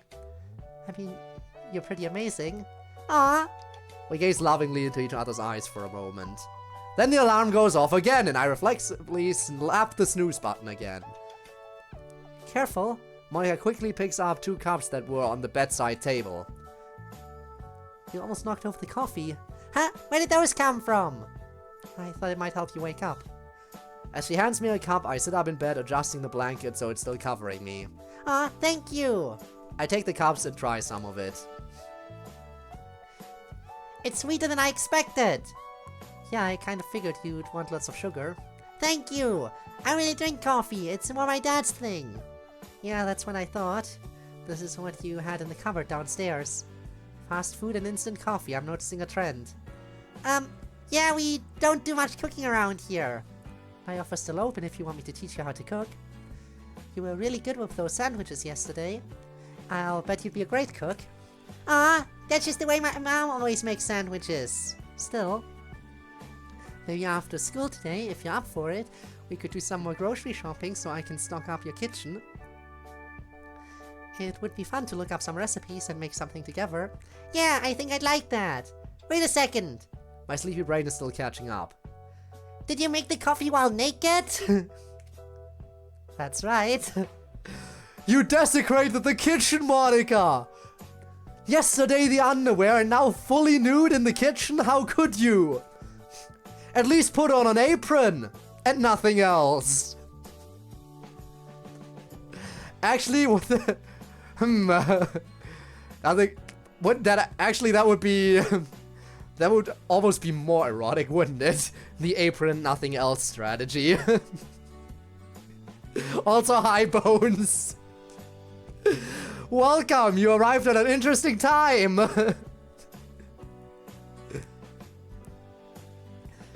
Very interesting. What did you walk in on? You nothing at all. Nothing at all. Abs. You walked in on abs. Yes. Oh boy. Well, you see, Bones, I'm just very happy to be playing Doki Doki Literature Club again. I love Doki Doki Literature Club. TOS. No, Bones, you see, she's not naked. Ow. No, Bones, you don't understand. She's not naked. She's wearing black rectangles. Black rectangles are enough clothing, I would imagine. Right? That's right. That's right. You're walking around the house naked? There's no one home, Sayori. We have the whole house to ourselves. No one's going to see me. People could look in through the windows, for all you know. see this on my screen and think, damn, I like Sonic Adventure streams. Yes, that is it. Yes. Again, let me remind you, everyone. Let me remind you once again. I have streamed Life is Strange 2. In Life is Strange 2, you get the full-on package without censorship. We have seen boobies on stream before, thanks to Life is Strange 2. If that was fine, then this is fine. Right? Right. Anyway. I mean, I've never gone around naked before, but it's strangely liberating. Why don't you give it a try? Maybe you'll like it. I don't know. I fidgeted with the blanket again. I don't even like getting naked to shower. Well, that explains a lot. Huh? Sorry. Did I say that out loud? I just mean, well, you didn't shower yesterday, and you probably, you know, do. Why does it explain a lot, though? Well, don't get me wrong, I like the way you smell, but it's getting a little strong. Sorry! It's okay. You had a really rough start to your day yesterday, it's understandable. Yeah! Tell me the windows were closed. I would hope so. Okay, I'll do it! I throw the covers off of myself. And Monica is staring wide-eyed at the now newly naked Sayori. Sheesh. She is cut. Absolutely. I mean, to be fair, she just did 100 sit-ups yesterday. She just did 100 sit-ups in one go. We know she built different. Alright. I mean, thanks. Thanks. Excuse me. What would you, Monica? What would you possibly be thanking Sayori for right now? I wonder. You look great, by the way. You're blushing. Yeah, probably. Can't help it. You're beautiful. Ah. Well, I'm gonna go shower now. Would you like to join me? Look at that wide-eyed smile. I think she would, but I'm not sure if she's gonna.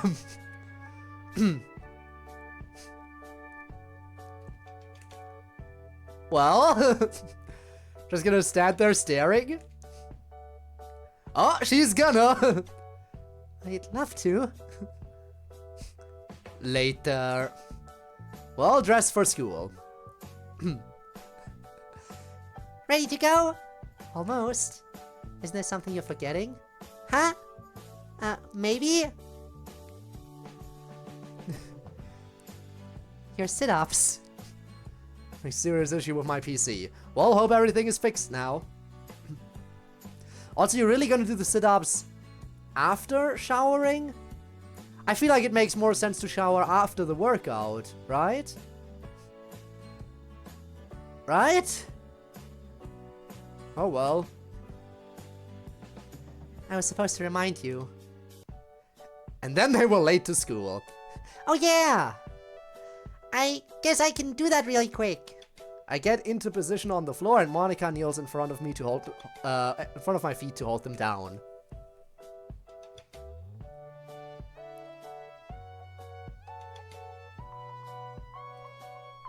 And there we go.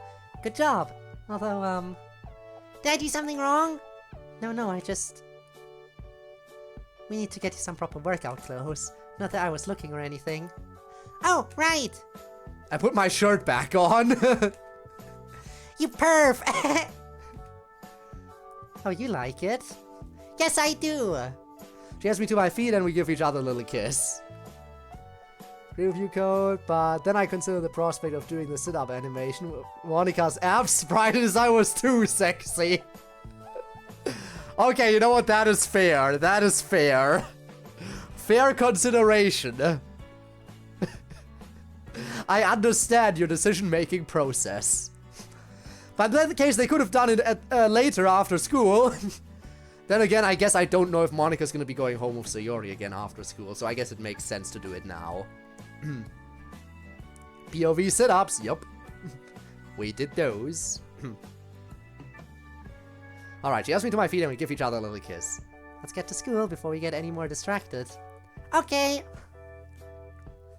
We're holding hands as we walk to school. I don't even know who reached out first. It's like we both decided to do it at the same time.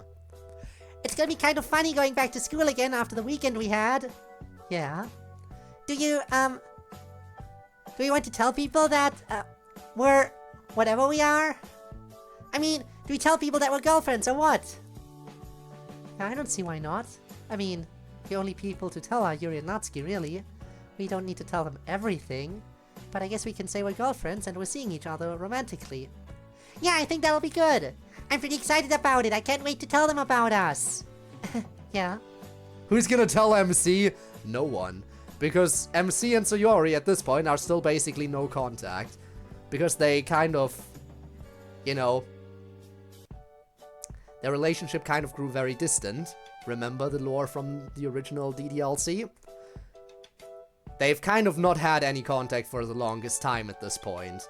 And, I mean, it would still be nice if they, you know, talked again. After all, childhood friends gotta catch up. I wonder how surprised he would be, though.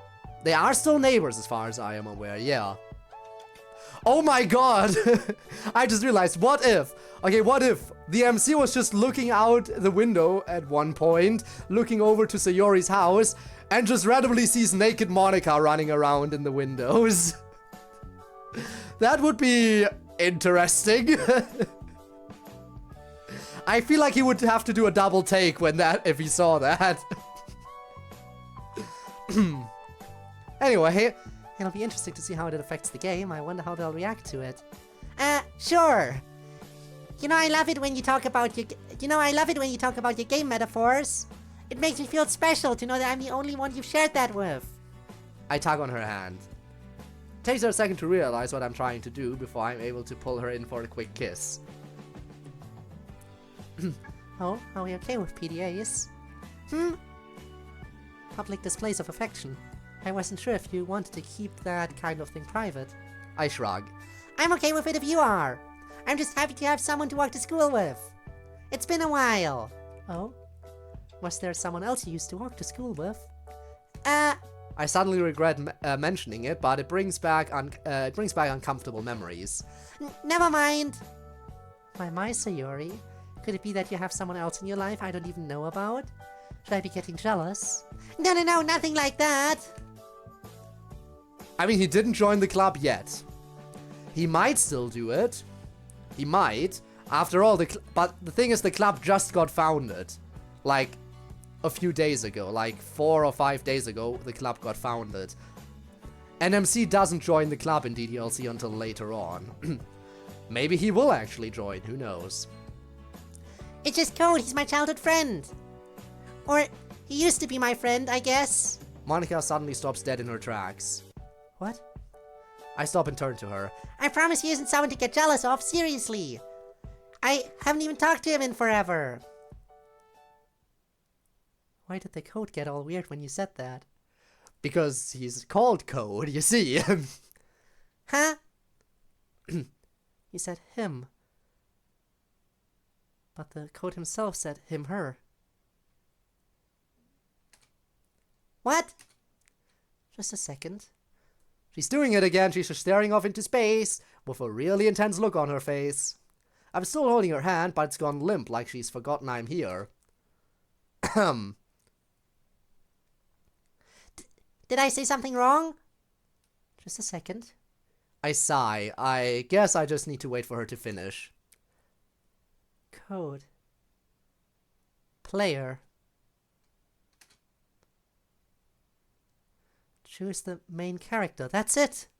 Monika pulls her hand away from me and puts her hands to her face.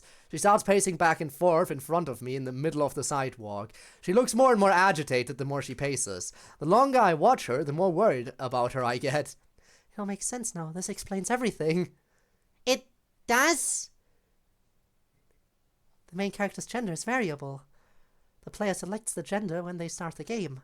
I'm so stupid I can't believe I didn't realize it until now. All this time I've been looking for a boy when I should have been looking for someone who could be either boy or girl. But you found me, right? Monica stops pacing and stands there, silently staring off into space for a moment. I look around at another passerby on the street, wondering how weird she must look. Suddenly her attention snaps to me. I should have seen that one coming. This is actually gonna be a bit weird, Tormuse, because this is the first time I'm doing this since switching the program. So it might take me a moment. But don't worry, I'll have it figured out in just a second. Just a second. It should still work easily. Yeah, I understand you not being able to resist. So give me a second.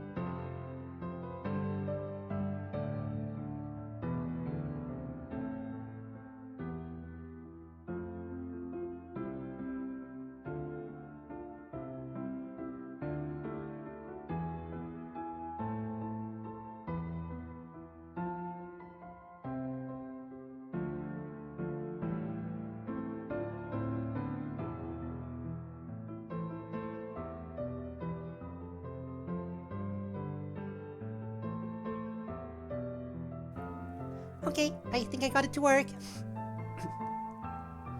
Only took me a moment. Again, I'm not used to doing this in the new program that I have, but we got it. We got it. It works.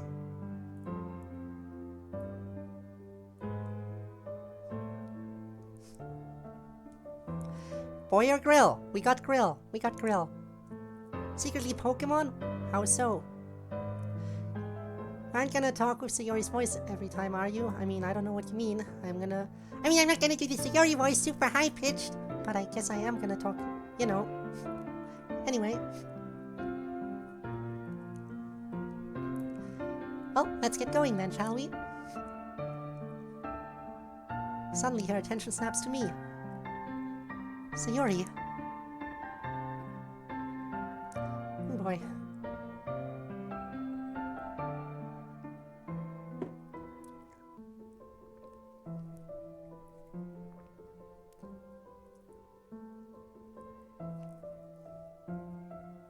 She puts her hands on my shoulders, staring at me with an intensity that scares me.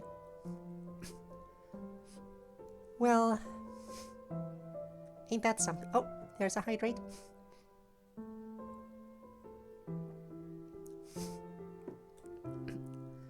Anyway, can you invite Code to join our club? He could be the key to everything. Please, Sayori. This is really, really important. I haven't talked to him in so long. It'll be kind of weird. Sayori, I know you don't understand, but you don't have to understand. Just remember that stuff I said about how I wanted to reach the real world. The main character is my way to do that. Just bring him to the club. I'll take care of the rest. Can you do that for me, please? Okay, I guess I can. Thank you. She pulls me into a hug and squeezes me tightly. Then she lets go and goes back to walking to school. When I reach out to her, she takes my hand again, but there's an absent-mindedness about it, like she's lost in her daze. The main character's gender is variable, I still can't believe it. I guess that means everyone in the club is bisexual. What are the chances? I'm still your main character, right? You're not thinking of leaving me for Code, right? Oh, no, nothing like that. Believe me, I have no romantic interest in Code whatsoever. Well, screw you too, Monica. I guess I'll take that. But then again, that's the kind of mod I was getting myself into, so I should have known this from the beginning. Are we gonna get an MC sprite?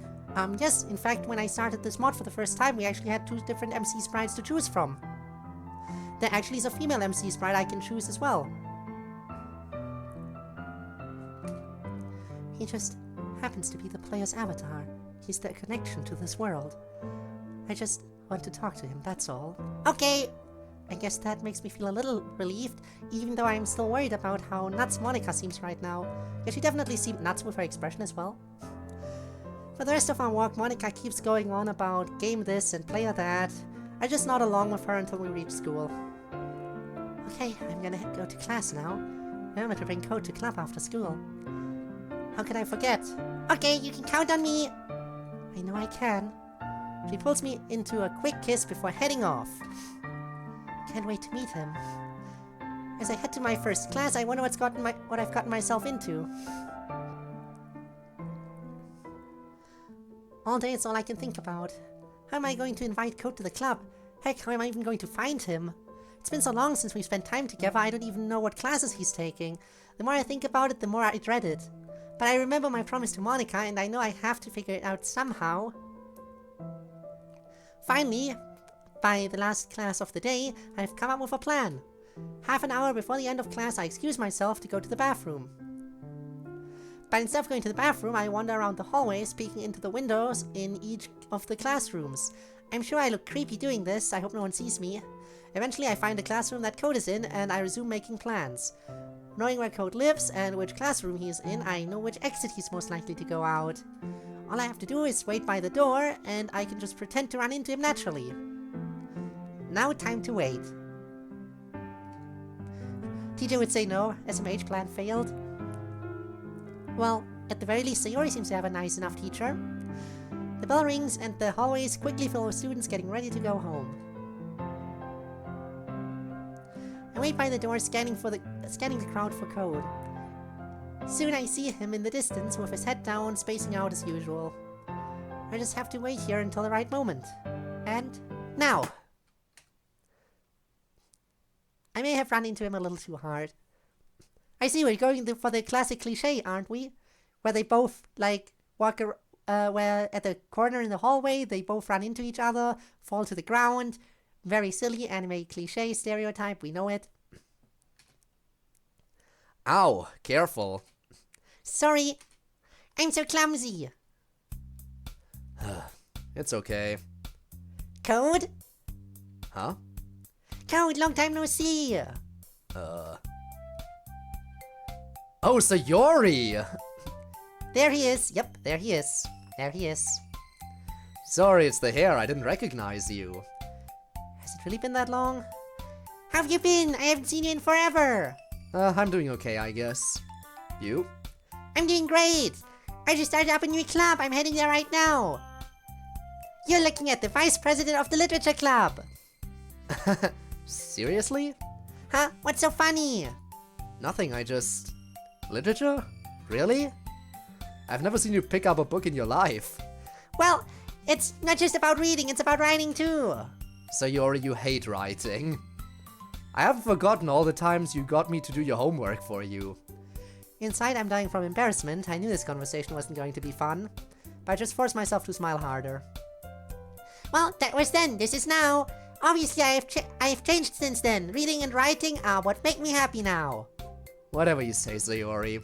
I guess that means your depression is better, huh?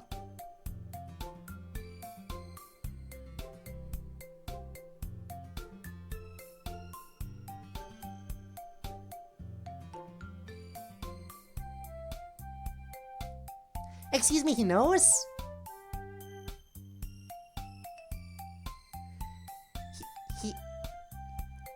I'm sorry, but he knows? I wasn't aware that he would know about it. Huh. Why did you have to bring that up?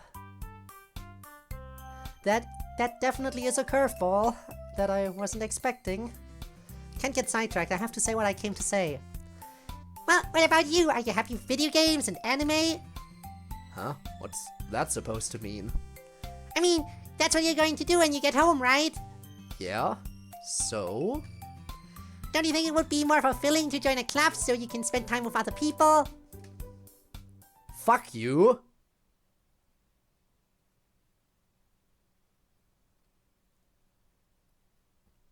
I don't like this MC.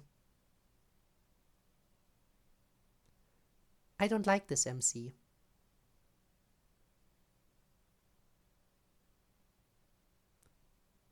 That is a curveball, and I don't like this MC anymore. Why did I name him after me? The way this is going, I should have just named him Wallace or something.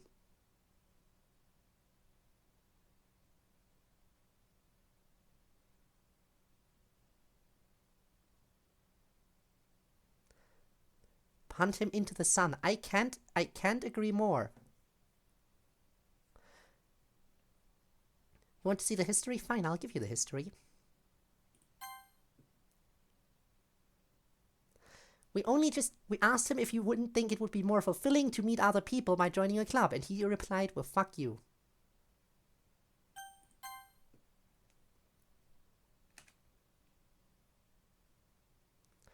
You think just because you're vice president you can look down on me now? What? No, that's not what I... You know you're just gonna give up on it like everything else, right? It's not like that. I was just hoping...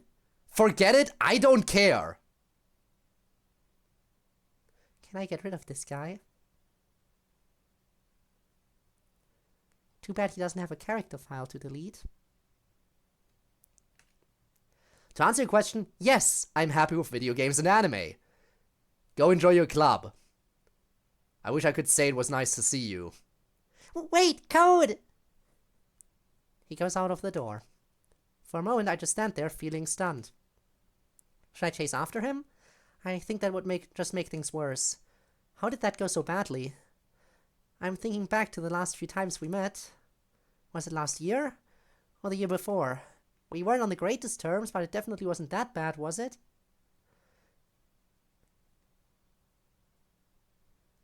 They're supposed to be childhood friends, though. How did this happen? But I can't spend too long wondering about that. I have to figure out how I'm gonna break the news to Monica. She's going to be so disappointed. Just imagining the sad look on her face when she hears that Code isn't coming is breaking my heart. Have to soften the blow somehow. As I stare out of the front window, I see something that gives me an idea. Soon I'm making my way to the club room. When I get there, I see Monica, Yuri, and Natsuki talking together at the front of the room. Monica excitedly rushes up to me. Well? Hey Monica, I brought you some coffee. I hand her the coffee I got from the coffee shop across the street. I had to take my best guess about how you like it, but I promise there's no milk or cream in there. Forget the coffee. Where's Code? Monica isn't as easily distracted as I'd hoped. He'll be coming a little later. Try the coffee. I know you like coffee. I'm just hoping I can make your time in the club more enjoyable. She takes a sip without breaking eye contact with me. It's fine. What happened with Code? What did you mean he'll be here later? I'm working on it. What do you mean? When is he coming? Where is he now? How do you normally like your coffee, by the way? It feels like it's important for me to know that. You know what? Never mind. I'll go talk to him myself. Just tell me where in the school he is. For some reason the Code is weird about him and I don't see him. I don't think I can avoid this any longer. He's not at school. Why not? He went home. The look on Monica's face is everything I was afraid of. I wish with all my might that I could do it all over again and try harder to convince Code to come. He's not coming, but you promised you could get him to visit. You did talk to him, right? Well, yeah, but it didn't go like I'd hoped. What did he say when you invited him? I didn't get to that part yet. What?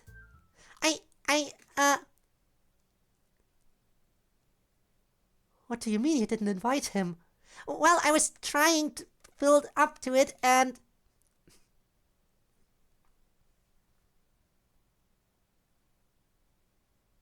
I'm sorry, can we get rid of Monica too? I told you this was important. What the hell is wrong with you? I'm sorry. I screwed up. I messed everything up. I'm really stupid. I'm really, really stupid. I should have tried harder. It's all my fault. I'm sorry. No, Sayori, it's my fault. I'm the stupid one. I shouldn't have trusted you with something so important. I should have done it myself in the first place.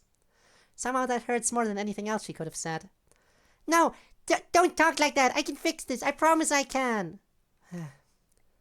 Monica sits heavily in the nearest seat and puts her face in her hands. Sorry, I guess we're switching to Yuri now. I realize that Natsuki and Yuri are watching us, looking very concerned. This definitely is a nightmare. Just talk among yourselves. I'll take care of this. I turn back to Monica kneeling in front of her so I'm closer to her eye level. Monica? I realize that she's crying, which makes me all the more determined. Monica, listen to me. I know I handled this badly. It's my fault. I didn't take it seriously enough. But I'm going to do better, okay? I have a plan. I'll make sure Code is here tomorrow. I'm sorry I made you upset. I'll make it better. It'll be okay. Okay. I cautiously reach out and put my hand on her shoulder. Let's just get through today's club session. We'll worry about Code tomorrow, okay? Okay. I wrap her shoulder. Remember what you said about finding someone to distract yourself until the bad feelings pass? Maybe this could be a good time to talk about your poem minigame idea. There's no point in the poem minigame if Code isn't here. Oh, sorry. Couldn't you just have asked him? Was it really that bad? I know, I'm sorry. I can't do this today. She wipes her tears away and stands up. I'm gonna go. What? I'll see you tomorrow. Okay. She doesn't even take the coffee I brought her. That makes it hurt even more. Well, this is gonna be tough to explain. Hi, Sayori. Hi, Yuri. What the hell is that all about? Was it about the wine from last week? No, Yuri, it has nothing to do with that. Okay. Well, what happened then? Monica's just having a bad day. It's my fault. There's something I was supposed to do. I let Monica down. Did you lose your temper again? No, Yuri, nothing like that. Okay. I just need to figure out how to fix it. I thought you just told Monica you had a plan. I mean, not that I was listening or anything. Well, a plan is forming, sort of. Would you like some tea? Do you have tea here? I'm glad you asked. I mean, Yuri did kind of say that she would bring a tea set in. She did say she would. One moment. He opens her bag and pulls out her notebook. She takes pages out of it and hands them to me and Natsuki. What's this? Permission forms.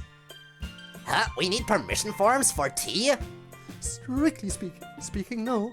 But after the mishap with the wine, I didn't want to take any chances.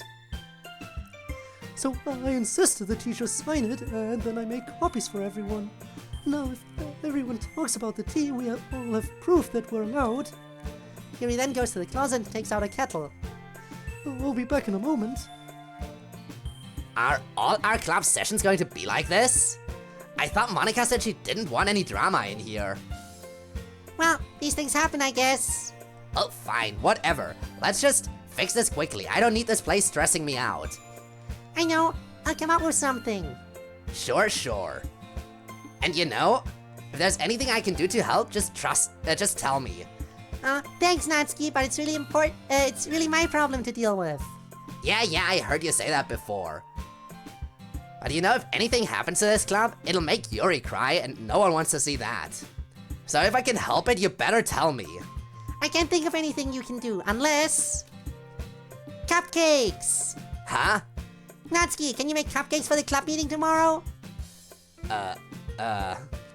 Please, Natsuki. This is really important. I'll do anything. It's fine, you don't have to do anything for me. I can do it, I just have to buy some stuff on the way home today and... Thank you!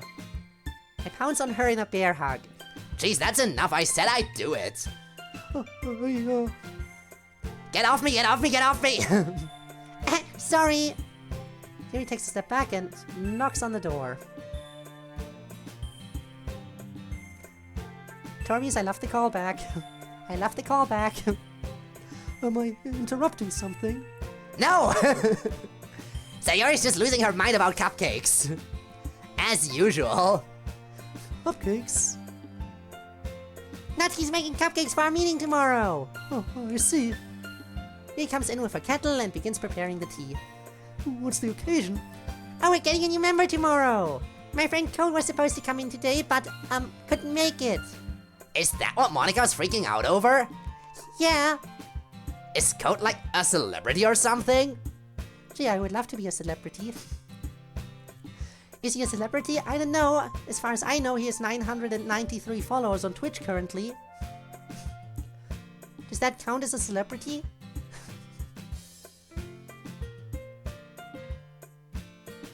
Now I'm starting to feel how much the spot needed Yuri and Natsuki. I mean, it was the weekend, so it made sense that Yuri and Natsuki wouldn't show up there, but they are very supportive. I don't think so. To be honest, I'm not sure why Code is so important to Monica. I just know it's what's going to make her happy again. I sure hope so. Seeing Monica yell was even weirder than seeing you yell. No offense. Oh, yeah. I've seen her upset before, but not like this. Yes, it was most unsettling. Yuri brings over a tray with 3 teacups on it, all with pictures of flowers on them. Oh, where can I put these? Oh, here! I angle one of the desks inwards and gesture for Natsuki to do the same so we can all sit together. Are these teacups yours, Yuri? They look really fancy! Yes, they're part of a set. It came with 6 cups, so that's enough for us 3, Monica, Code, and possibly one more person if anyone else joins. Neat! Do you think you could make tea for everyone tomorrow too? I want everything to be perfect for Code's arrival. You can count on me. Sure. I have to spend hours on cupcakes while Yuri just takes 5 minutes to make tea. Sorry. Oh, if that's a problem, maybe I can...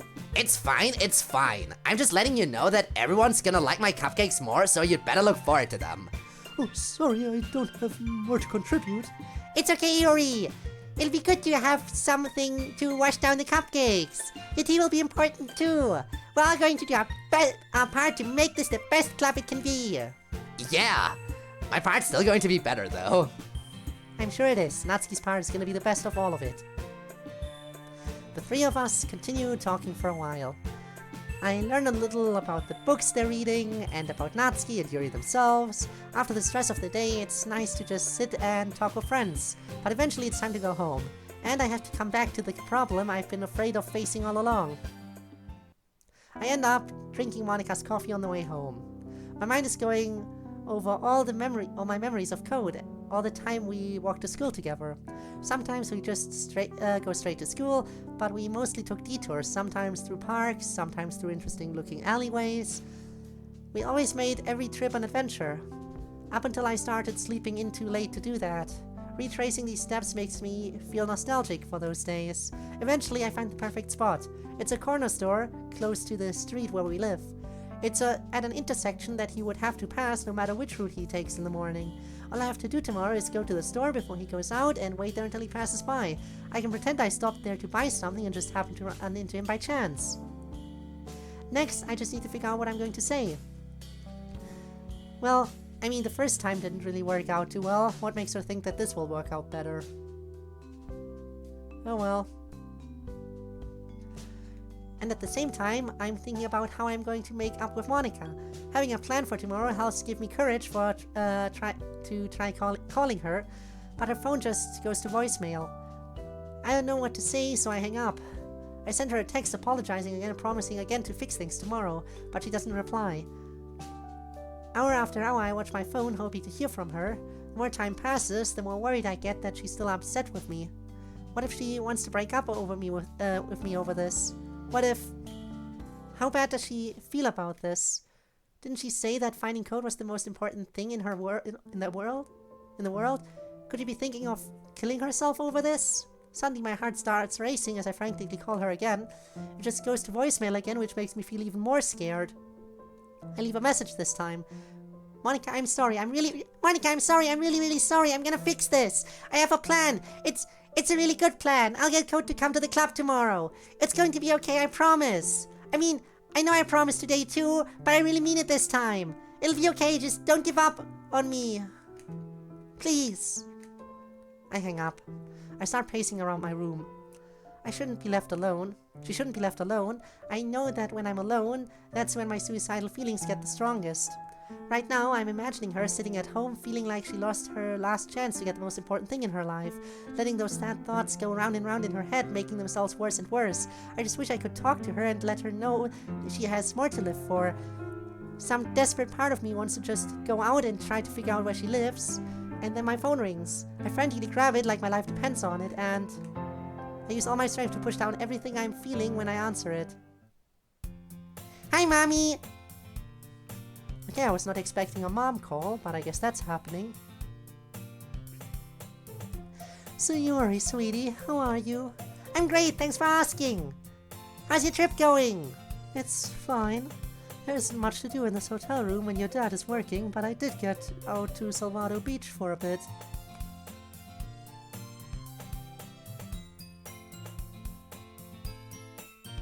I see what you did there, Tormuse. Nice little reference to the creator. Oh, yeah, that sounds nice. It was very relaxing. It's so nice to get out of the city sometimes. I wish you could have come along. You know, if we didn't need someone looking after the house, we totally would have gladly brought you. I know, it's okay. Everything okay in the house? There haven't been any problems? Nope, everything's fine. And you're doing okay? You're looking after yourself? Yeah, I'm alright. And you have enough money for food? I don't mind sending you more money if you need it. It's okay, I have lots to eat. Okay, just remember, if you have any problems, you can just go next door. Code's parents are good friends of ours. They'll take care of you. I know, I haven't forgotten. And if you need us to come home, just let me know. Your dad and I can be there in a few hours. Mommy, it's okay. Everything's okay. There's nothing to worry about. You know how I am. Just smiles all around. It's my job to worry. I'm just being a mother. I know. I'd feel better if I knew you weren't just sitting at home alone. Maybe you could invite Code over. I haven't seen him around in ages. It's okay. I haven't been alone.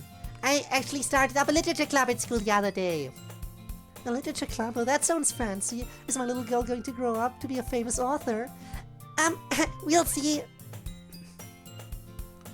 Does this mean you've given up on your dreams of being a florist? I glance over at the wilting flowers in the corner of the room. Yeah, that didn't work out after all. Well, that's okay. We all have setbacks now and then. Just remember, you can do whatever you set your mind to. I know, and I'm a lot happier in the literature club anyway. I've made lots of friends, and we play poetry games and stuff. That sounds like a lot of fun. I hope you keep at it. Yeah. Do you think Code would enjoy the club? Maybe you could invite him along. Well, ain't that just a way of fate telling you how to do something? The note of deliberately abrupt change in Sayori's mood after dealing with her mom? Yeah. I guess the mom doesn't know. Again, Sayori said just smiles all around, so I guess she told Code at some point, but she didn't tell her mom, which is interesting. I guess maybe she didn't tell her mom because she felt like her mom would be blaming herself for it. After all, Sayori did have to take care of her multiple times because her mom was an alcoholic. So if she told her mom that she was depressed, then, you know, her mom would probably think that it's her fault that it ended up this way.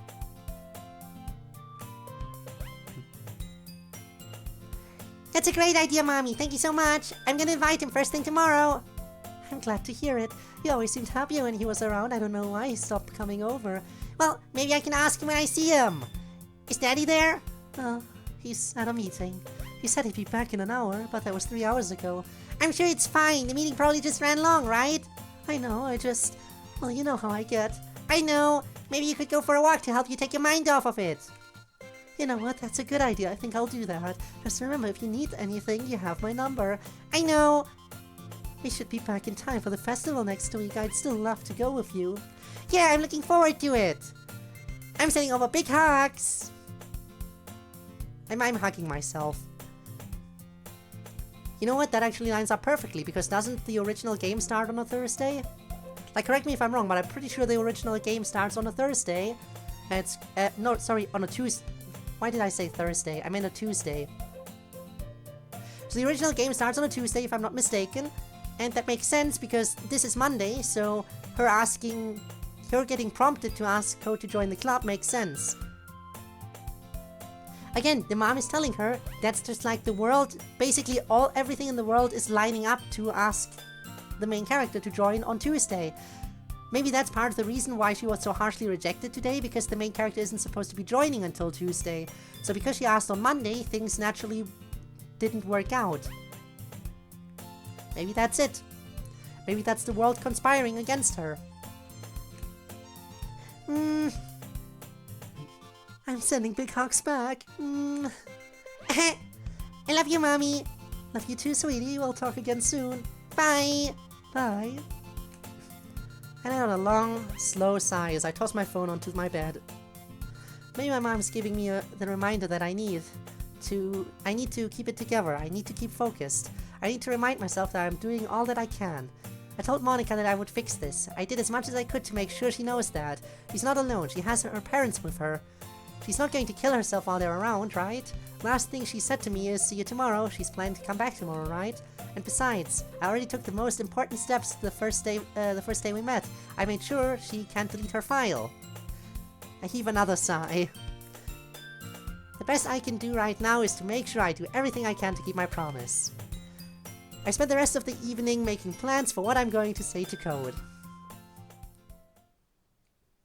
And as we switch to the next day, I think it's time for me to switch as well. Now give me a second again.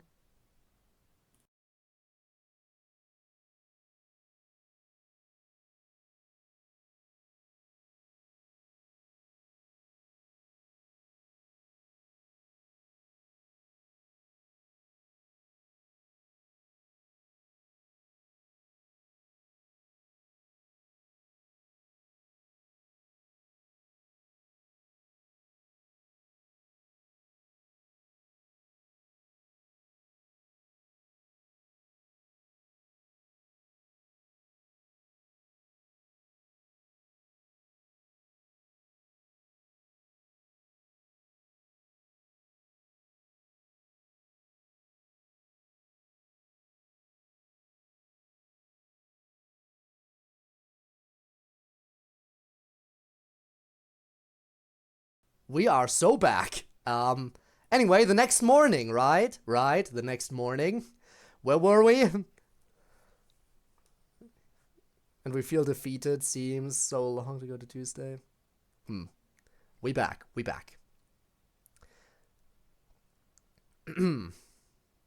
Alright, the next morning. When my alarm goes off, I slap the snooze button without opening my eyes. Feel like I've been beaten up. Did I even get any sleep at all? Even now, all I can think about is how much I'm dreading everything I need to do today. I'm afraid to open my eyes. Yeah, it is morning time. That spelled that way indeed. As soon as I do that, I'll have to start moving, and it will be the end of the little bit of rest I get all day. I'll get up soon, I know I have to, but I need this moment. Just a moment. The world can wait for just a moment, right? Just as I'm thinking that, I hear the sound of a distant door slam. No, not that distant. It sounded kind of close, actually. Kind of like it came from next door. Somewhere in the fogginess of my sleepy brain, that doesn't seem right. Can't be hearing a door slam this early. That would mean... I open my eyes. Now my alarm clock is... wrong. It's just wrong. It has to be. It says I'm already late for school. No, it can't be. I had set the alarm for an extra hour earlier last night. I'm going to open my eyes again, and it's going to be the correct time. I'm late! I leave out of bed and run to the window. I get there just in time to see Code disappear around the corner at the end of the street. I missed him! All my plans are ruined! How did this happen? No, see, the game world is setting it up, so it is just like in the game. It's Tuesday, you're running late, you're gonna be running after the main character, and he's gonna sign idle in front of a crosswalk to let you catch up to him. That is how things have to happen. Trust. The snooze alarm is supposed to go off every 10 minutes. Did I just slap it every 10 minutes for 3 hours without realizing it? Was I that sleepy? Why didn't you wake me? I pick up my alarm clock and hurl it across the room. How could I sleep in on this day of all days? It's the one day in all of history that I absolutely had to get up early and I screwed it up. Ah! Ah! I throw my bedside table across the room. I want a do-over. I want to just start this day over from the beginning and this time get it right. But I can't. It's already too late. I can't fix this anymore. Any other day I just tell myself, that's okay, I'll try again tomorrow. But there is no tomorrow in this. I told everyone this was happening today. Natsuki and Yuri are making cupcakes and tea for someone who isn't even coming. And Monika... I feel the rain clouds closing in. I fall to my knees with my hands over my face.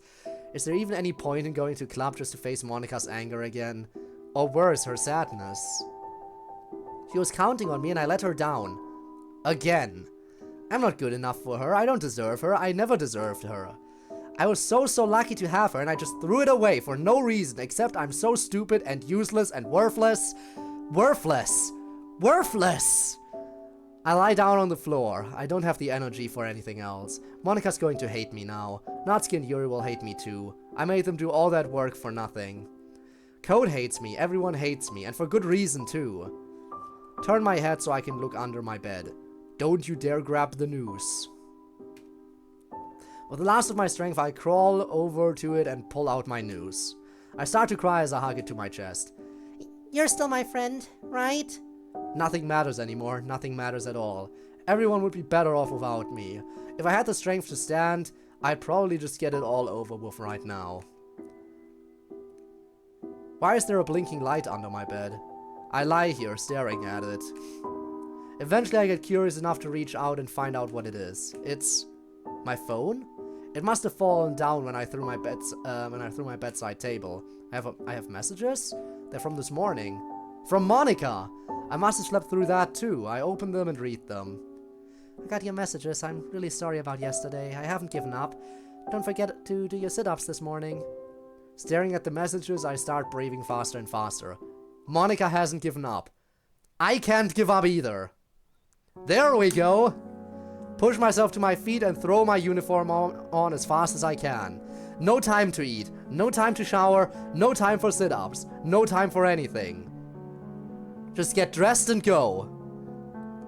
I'm still pulling my vest over my head on the way out the door and then I start running. I run.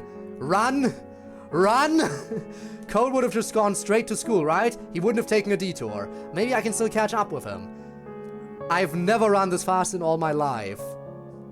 My lungs are burning, my legs hurt, everything hurts. But I can't slow down, not even for a second. This is my last chance.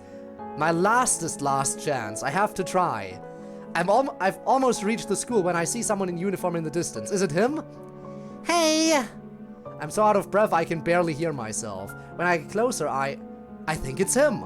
He's looking down, spacing out in his usual way I've seen 100 times before. Hey! Hey! He doesn't look up, I just keep pushing myself to run faster. I don't know how I was able to catch up, but I have to put everything I've got into this. Hey! There's the long hey! That's the long hey! That's the one he should hear. He sighs! He's gonna sigh and idle in front of the crosswalk and let Sayori catch up to him. Yes! Code stopped! He actually stopped! He's barely looking at me, but he's clearly waiting for me. I finally feel like I can slow down and begin to catch my breath. Ha! Ha! Hey! You already said that. Ah, okay. We're not gonna pull the exact same dialogue, obviously. Yeah. My mouth is so dry I can barely form words. I caught up with you. It's similar though, it's very similar. Maybe, but only because I decided to stop and wait for you. It's similar, but ever so slightly different. Yeah, deliberately lined this up with the original with some differences. Yep, I can tell. Yeah. My chest hurts from panting so hard. I'm thankful to Code for giving me this chance to just stand and breathe. Not the same for obvious reasons, yeah. Look, I'm sorry about yesterday. I guess I was just feeling sensitive at the time and it came out wrong. I'm glad you have something in your life that makes you happy. No, I'm sorry. I didn't mean to make you feel bad. Great. We're both sorry. Could you at least say what you came here to say and get it over with? If people stare at you for acting weird, I don't want them to think we're a couple or something. Everything I planned to say is rushing through my head, but most of it doesn't fit anymore, because I can't pretend I just ran into him by chance. Do not forgive him? Very fair. Who would? Anyway, I can't just keep trying to work up to it. If I don't ask now, I'll regret it for the rest of my life. I want you to join my club. Why? Well, I think it would do you a lot of good. I'm worried that you won't learn how to socialize or have any skills before college. Your happiness is really important to me, you know? And I know you're happy now, but I die at the thought of you becoming a NEET in a few years because you're not used to the real world.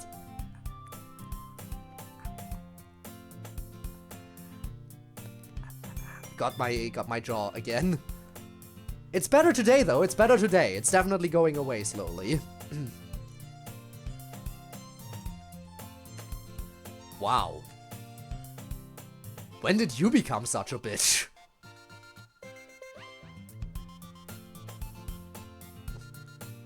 Well, he didn't get angry, but this is not much better. No, don't take it that way. I'm not trying to be mean, I just want to help. Sayori, stop. How about you cut the crap and just tell me what's really going on here? We haven't talked in years, and I'm supposed to believe that it's a total coincidence you showed up out of nowhere twice. I just want you to be happy. Don't tell me you want me to be happy. What do you really want from me? To join my club. If you're not going to be honest, then stop wasting my time.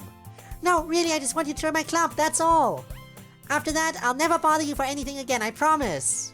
If I was going to join any club, it would have to be the anime club. Why would I join a literature club? It's more fun than it sounds. There are really nice people there. I can promise you that too. Code glares at me for a long moment. I can tell he's trying to decide how much of what I'm saying to believe. I can't be completely honest though. I can't say that I'm just inviting him because Monica insisted on it.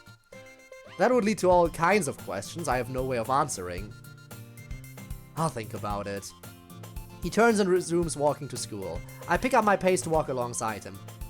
Code? I said I'll think about it. I have to go to class now, I'll see you later. Okay. As Code enters the school, I turn to head in the direction of my own class. I don't know if Code actually meant to say I'll see you later, it might have just slipped out. But I think it's a good sign that he's actually thinking about it, so it makes me feel a little better. Alright. Progress. Progress. We just need him to swing by once so Monica can get her main character time, realize that this version of Code sucks, and hopefully not worry about it anymore going forward. I know it's not gonna be that easy. I know it's definitely not gonna be that easy. But one can hope. Plus, you already know what's happening the second he's gonna join. He's gonna hit us with "this club is full of incredibly cute girls," and then he's gonna stay no matter what. That's how it plays out. We know that's how it plays out. It is absolutely toxic. But we're just doing this for Monica. We're doing this for Monica. We're doing this for our girlfriend.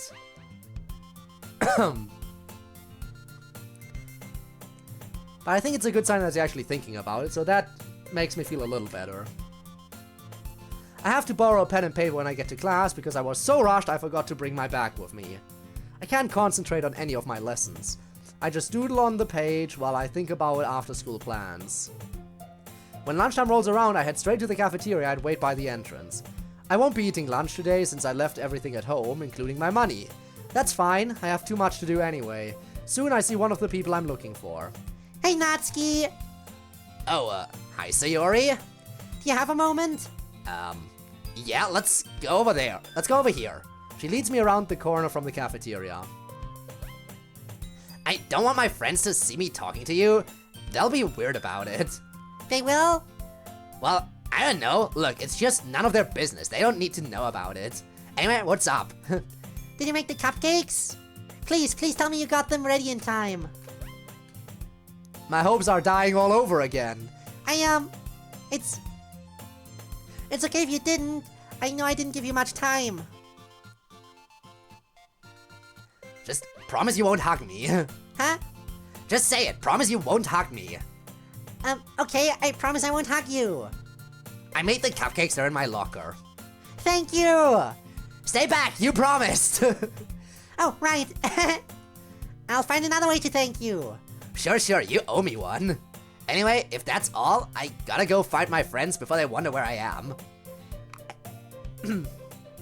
I think so. I just need to find Yuri next. Okay, see ya. Natsuki heads back. She points to a door at the end of the hall. Try that door over there. Huh? Trust me. And she disappears into the cafeteria. I'm a little confused about what's special about that door, but I guess it wouldn't hurt to check it out. Open the classroom door and you will find a lonely Yuri awaiting... nothing. Awaiting just time for her book. Hello? Oh, hi, Sayori. Yuri sitting at the front of the empty classroom with a book in hand. You know it's lunchtime, right? Of course, it's the best time to read. Empty classrooms all over, so I can finally get some peace and quiet. Not that your presence is unwelcome. It's fine. I just wanted to check in on you and make sure you brought the tea. Absolutely. A variety of them. Code will be spoiled for choice. I'm happy to hear it. Okay, I'll let you get back to your reading then.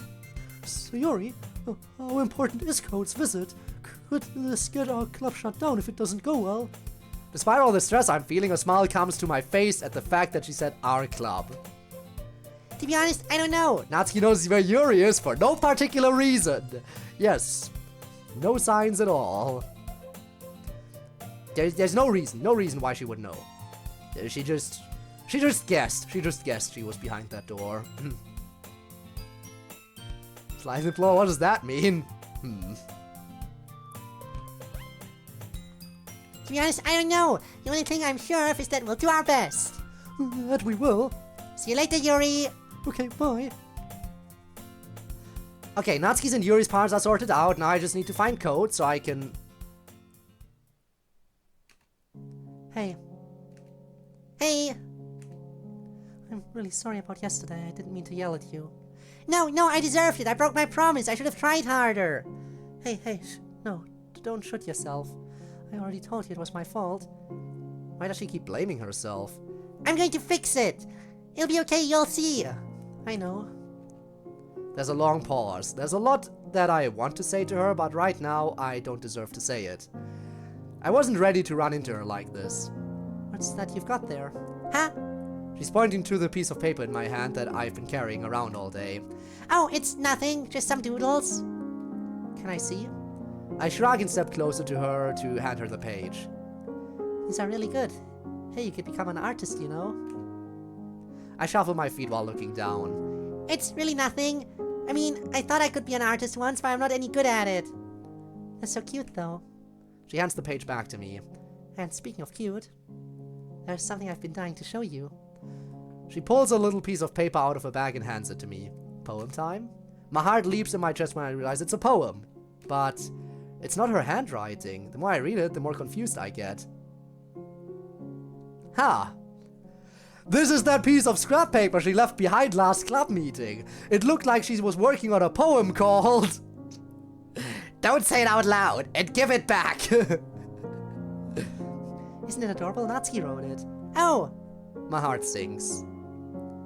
Oh, that makes more sense. I thought for a second you wrote it for me. Oh geez, no, I'd be embarrassed to write something called Purple Passion. Ha! Purple passion, you say? Well, ain't that something? Yes, there's totally no Natsuki x Yuri shipping going on. Totally not. Totally not sneaking that into the Monica x Sayori mod. Then again, I wouldn't expect someone as sour as Natsuki to write something so cutesy, so what do I know? I didn't realize you were sharing poems already.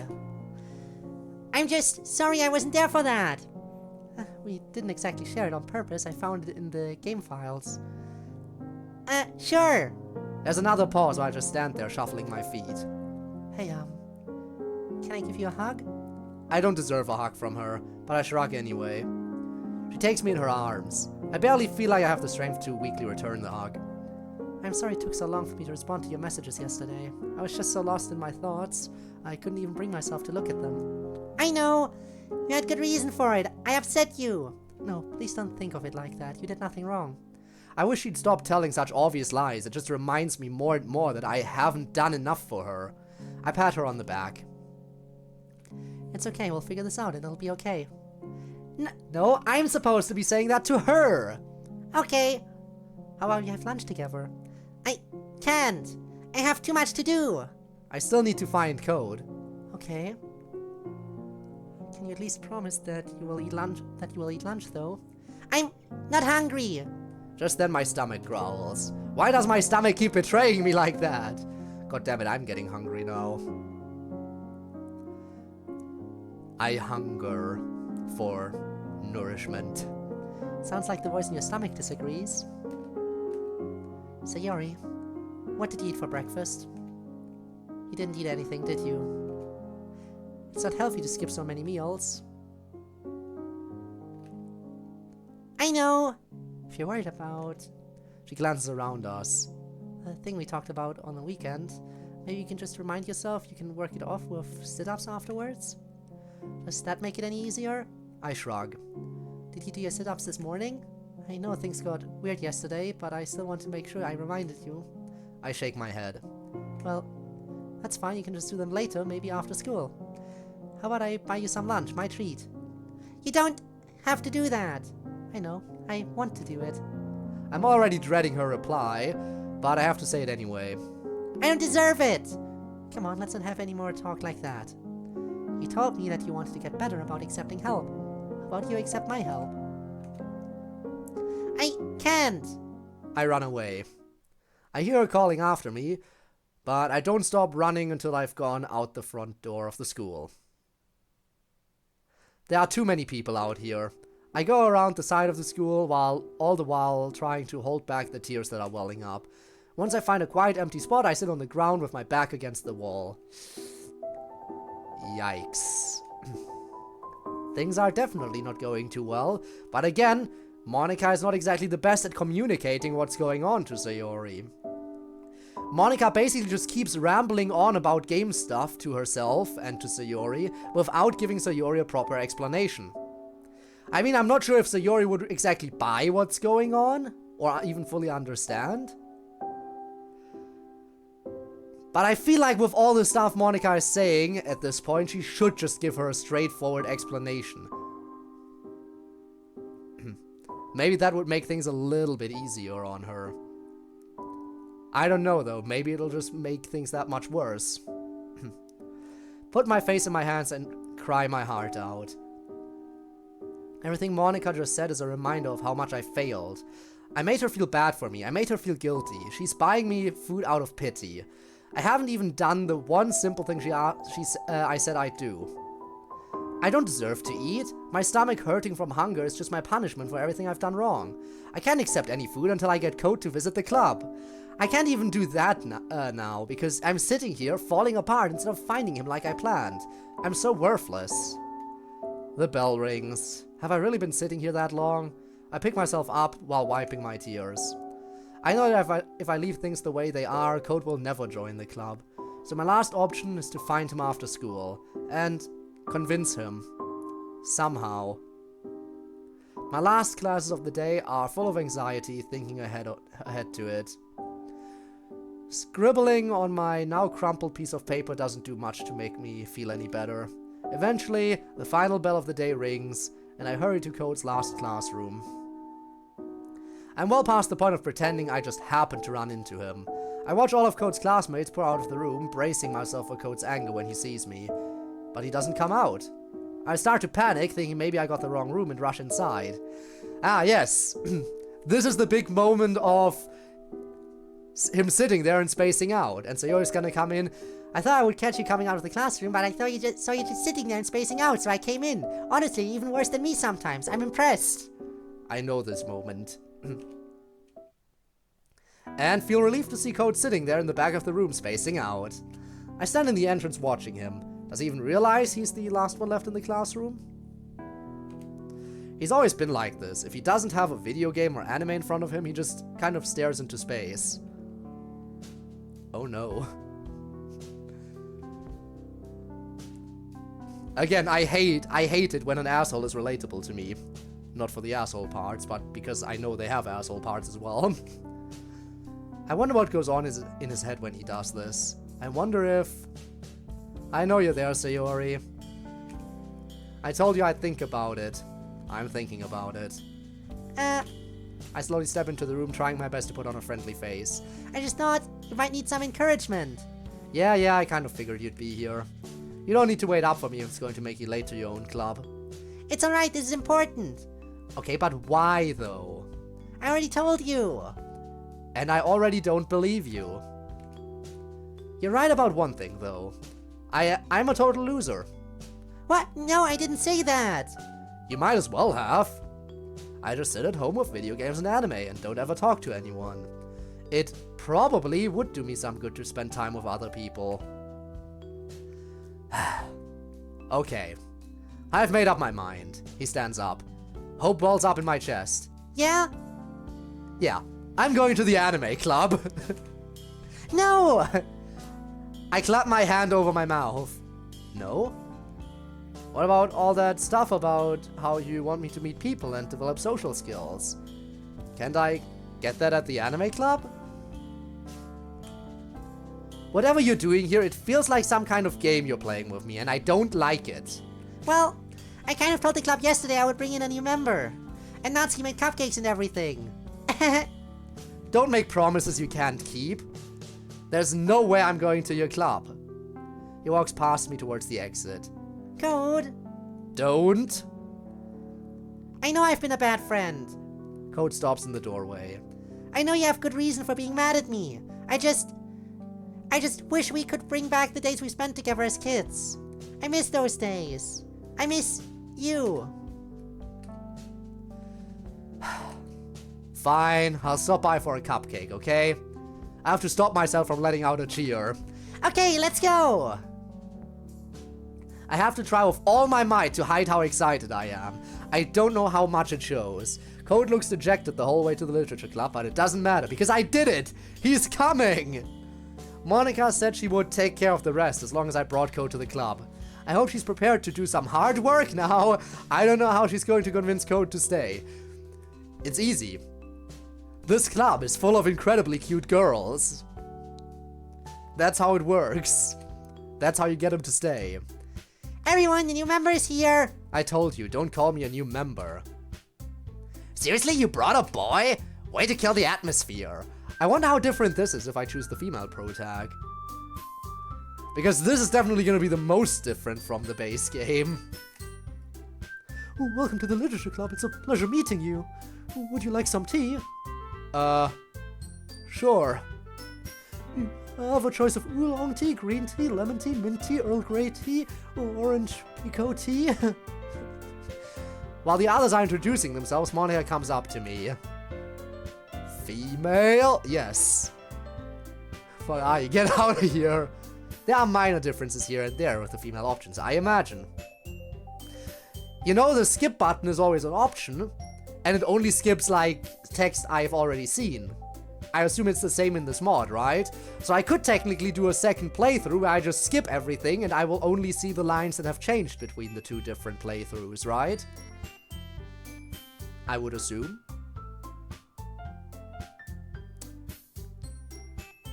So I might just do that. She gives me a hug that is quick but warm and whispers in my ear. Thank you. In this instant, the joy I feel makes everything from today worth it. I'd do it all over again just for this feeling. Konaka tea, Irish breakfast tea, Lapsang's Sochong tea, Daangkong tea, Rukeri tea, Hansha tea, Maojiang tea, Bamboo tea, Iron Goddess tea, Dayulin tea, Sejak tea, Gunpowder tea, Ranshi tea, Taiping Hokoi tea, Sugar mushroom tea. That one! That last one you said. I'll have that. I'll just have that, please. Jesus, Yuri, chill. What that last one? I'll just have it. Yes, the mushrooms, please give me the mushrooms. Sugar mushroom tea. Sure. Coming right up. Get high on shrooms. Here we go. Tea names are selected randomly from a list. Wait, that's different every time?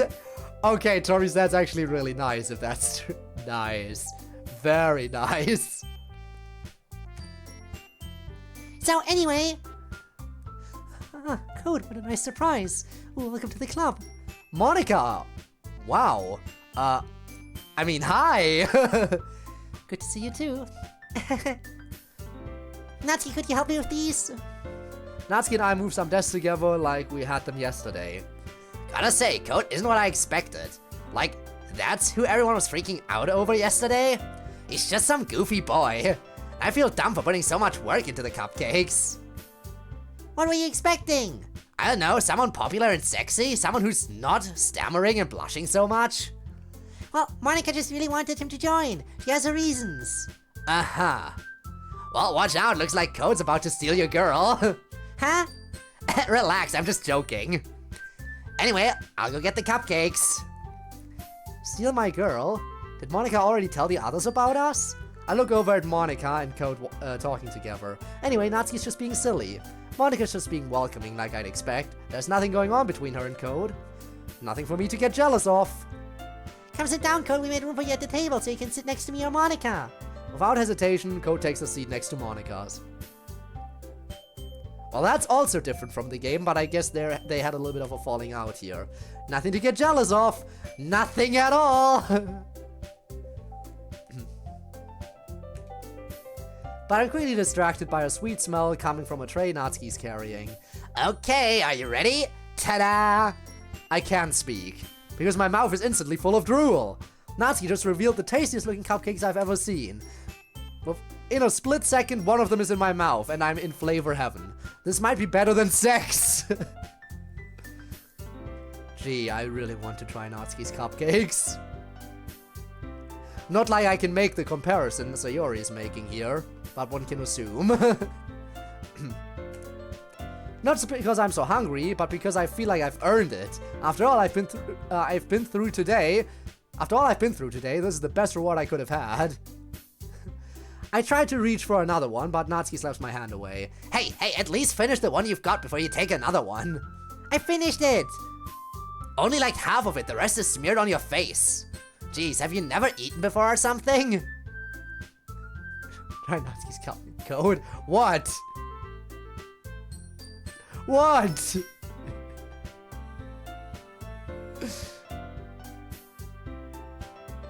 Don't you say anything.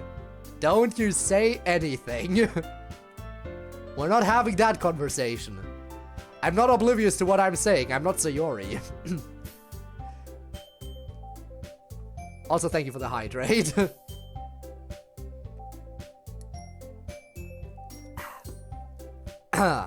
Anyway. Why so good? You dummy. I guess being vice president hasn't made you any more classy. I mutter sheepishly. Why it's good? Everyone laughs. It's okay, I'll take care of this. Monica brings over napkins and comes right up to me. She whispers to me while wiping the icing off my face. Stop moaning, it's embarrassing. I whisper back. It didn't bother you before. Shh! Wait, what? What did she say? Nothing, she didn't say anything. No way, I need to know what could have made Monica blush like that. Hey, how about those cupcakes are shaped like cats? That's both cute and amazing. Good job, Natsuki. Oh, is this the time to bring in the tea? Yes, this is a fantastic time for tea. Thank you, Yuri. Excellent. I hope everyone likes chaga mushroom tea. My favorite. That's perfect, Yuri. Bring on the chaga mushroom. Yuri puts the tea tray next to the cupcakes in the middle of the group. You keep a whole tea set in this classroom? Don't worry. Yuri hands him a permission form. The teachers gave us permission. And one for you too. She hands another one to Monica. Huh? The school has permission forms for tea? Well, no, I had to make it myself, but I got the teacher to sign it, so it's still official. That's great, Yuri. The 5 of us settle in and enjoy the cupcakes and tea. I'm thankful that Monica is carrying the conversation. I mostly feel too exhausted to join in. Yes. Time for the tea. Yes, tea time. Spill the tea. Spill the tea. Not pill the tea. Spill the tea. Alright. So Code, I'm really glad you decided to visit. As president of the Literature Club, it's my duty to make the club fun and exciting for everyone. We'll make sure you feel right at home, okay? Thanks, Monica. I'm surprised you have time to do this on top of running the debate team. You must be pretty busy. Oh, I actually quit the debate team. Too much fighting. Oh, is that what the debate team is Isn't that what the debate team is supposed to be about? I suppose you could say that. At some point it just got too much for me, I guess. I really wanted to experience the experience of creating something new. Well, you must be doing a good job to have brought all these people together. Ah, how sweet of you to say. Though it isn't hard when it's such a friendly group as this. So, Code, what kinds of things do you like to read? Oh, manga? Not much of a reader, I guess. Hey, what's that supposed to mean? I thought we agreed manga is literature. Sorry. It's okay, Code, no need to be so embarrassed. Monica rubs Code's shoulder in a reassuring way. Nothing to get jealous of! We agreed in our first meeting that we're not going to judge each other for our tastes. Right, everyone? We all nod. Mosquito is back in chat. Can we ban the mosquito? Then again, the mosquito hasn't done anything. Yet. That's good to hear. Manga is one of those things you can't really say you're into until you know where the other people stand. Tell me about it. I mean, so I hear. How about you, Yuri? What do you like to read? Oh, just fantasy novels. It's okay if you don't like that. Huh? No, that's fine. Some of the manga I read are fantasy. It's cool. Oh, I see. I suppose that could be the best of both worlds then. Hey, Code, maybe we should team up and see if we can get Yuri to read a fantasy manga. Oh? Are you into manga, Natsuki? Maybe? What kind do you like? Well, not fantasy, that's for sure. I like more interesting stuff with drama and romance and really getting to know the characters, stuff like that. Huh. You can get that in fantasy too. Well, I don't know. I just don't like the stuff that Yuri's into. You seem awfully sure of that, Natsuki. It's so boring though. It's so densely packed with words, I could barely read it. When were you reading my book? You've got your nose buried in it every time you come in here. It's hard to miss. Were you reading over my shoulder? I was just curious, that's all. You can't blame me for being curious, can you? Oh! I'm hit by a sudden idea. Maybe we can get Natsuki and Yuri to read fantasy manga together. That would be so cute! Hey, I'm not cute! Nor am I. Are you sure about that? What about this poem you were working on the other day, Natsuki? When did Monica pull that paper out? I didn't see! Didn't do her because she's from that? Maybe. What? Where did you get that? Can't think of a cuter title then. Don't say it out loud! And give that back! Fine, fine. Natsuki snatches the paper from Monica, holding it to her chest and blushing furiously. Are you sure you don't want to share it? It's really good. Don't make fun of me! I'm not, I liked it. You called it cute! That's why I don't share the stuff I write. People just brush it off like it doesn't mean anything. I understand how Natsuki feels. The truest form of writing is writing to oneself. Sharing that level of writing takes more than just confidence. You must be willing to open up to your readers, exposing your vulnerabilities and...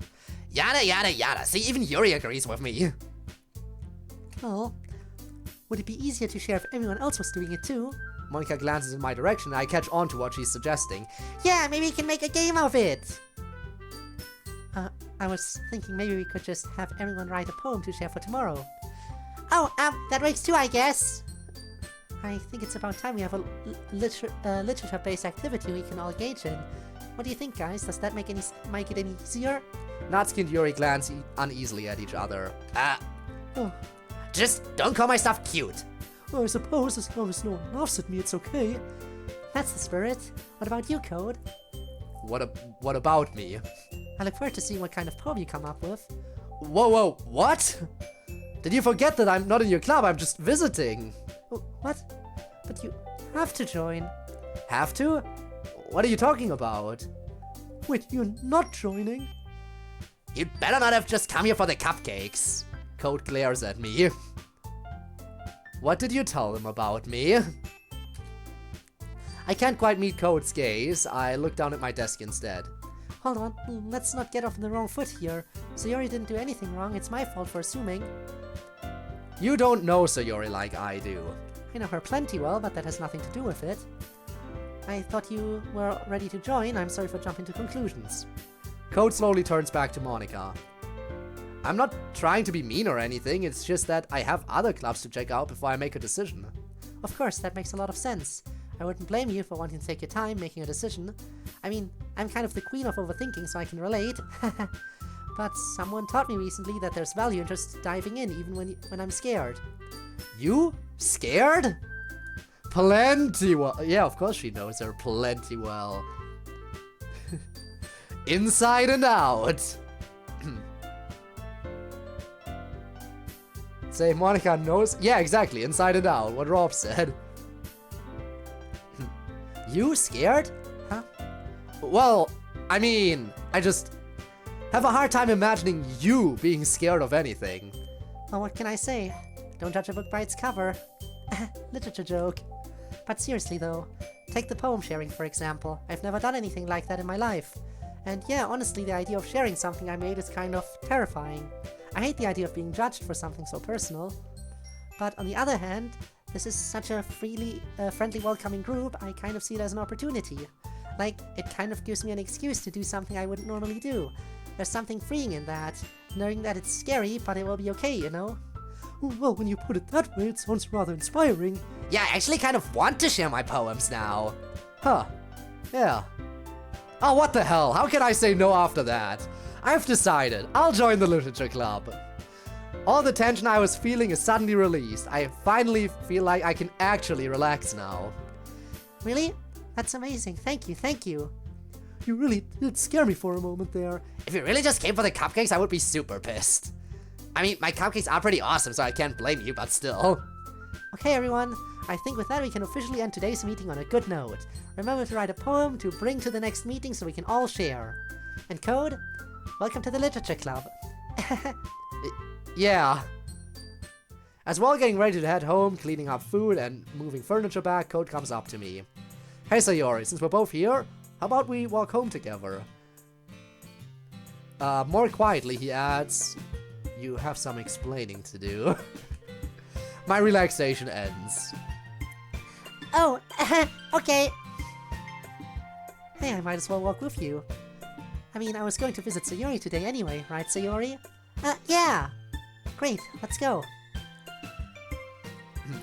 Walking between them, I don't know if I should be happy that I'm walking with the girl I love, or nervous about walking with the boy who probably hates me.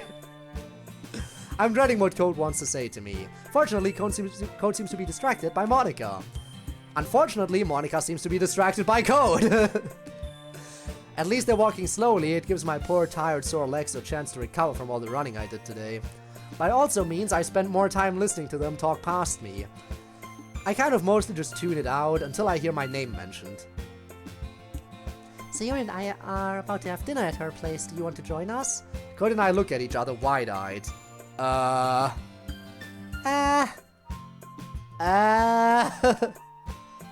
Sorry, was that a bad idea? No, I just have other things to do tonight. Like watching anime. I mean, I wasn't even planning to come to the literature club today, and now I need to make time for writing a poem, and... It's fine, it's fine. You're right. Sorry, I guess I wasn't thinking. I just, you know, wanted the chance to get to know our new club member, that's all. Well, we'll see each other tomorrow, right? Yeah, I guess we will. Seeing how deflated Monika looks makes me extra glad that Code is the one who turned down her idea. I don't think I could handle disappointing her again. But at the same time, I don't think I could handle spending more time with Code right now either. Yeah, I'm an asshole. I sure am. I just want to get home and finally relax. Every part of my body feels tired and achy. Hey Sayori, did you leave your front door open this morning? What now? My front door? I'm trying to remember. I know I was in a hurry, but... over there. Code points and I see my house in the distance with the front door wide open. Panic fills me again as memories flood of everything I did this morning. I should go make sure, nobody broke in. After you broke her last stream, I did kind of break her, huh? As I jog ahead, Monica calls after me. Sayori, wait. Monica's running up to me just as I'm going inside. If you think somebody broke in, you shouldn't go in alone. It's fine, it's fine. Just wait down here. I need to, check something. I hurry upstairs. My news is still in the middle of the floor. I quickly grab it and throw it under my bed. Then I go around picking up everything that got scattered when I threw my bedside table. I find my alarm clock in the corner. The glass screen is all cracked from hitting the wall. I don't know if I'll be able to read the numbers from now on. Sayori? What happened in here? I hit the alarm clock behind my back. I had a little accident. What have you got there? Looking down sheepishly, I hold the alarm clock out to show her. I accidentally knocked it on the floor this morning. Sorry, I was just automatically inventing. And it shattered from falling on the carpet? Yes. You've been beating yourself up since yesterday, haven't you? I'm so sorry. It's okay. No, it isn't. It's all because I got upset with you. It's really okay. I had to make sure you were happy. Oh, Sayori, I'm glad you want me to be happy, but it doesn't mean you have to... She trails off and her eyes suddenly get wide. Is that what I think it is? I suddenly realize the end of the rope is sticking out from under the bed. You're done goofed.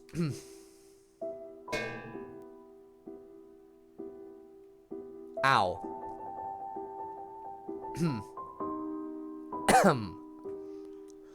By the way, Rob, did I ask you already what you think of the new anvil? I think like a few people already said they prefer the new anvil over the old one. Did I ask you yet? We don't have the slow motion zoom out anymore, but I feel like it's more comedic with the instant hit. I kick it out of sight even though I know it's already too late. It's okay. Even I'm not convinced by the lie this time. Ow. You really gotta hit me with that again and again, huh?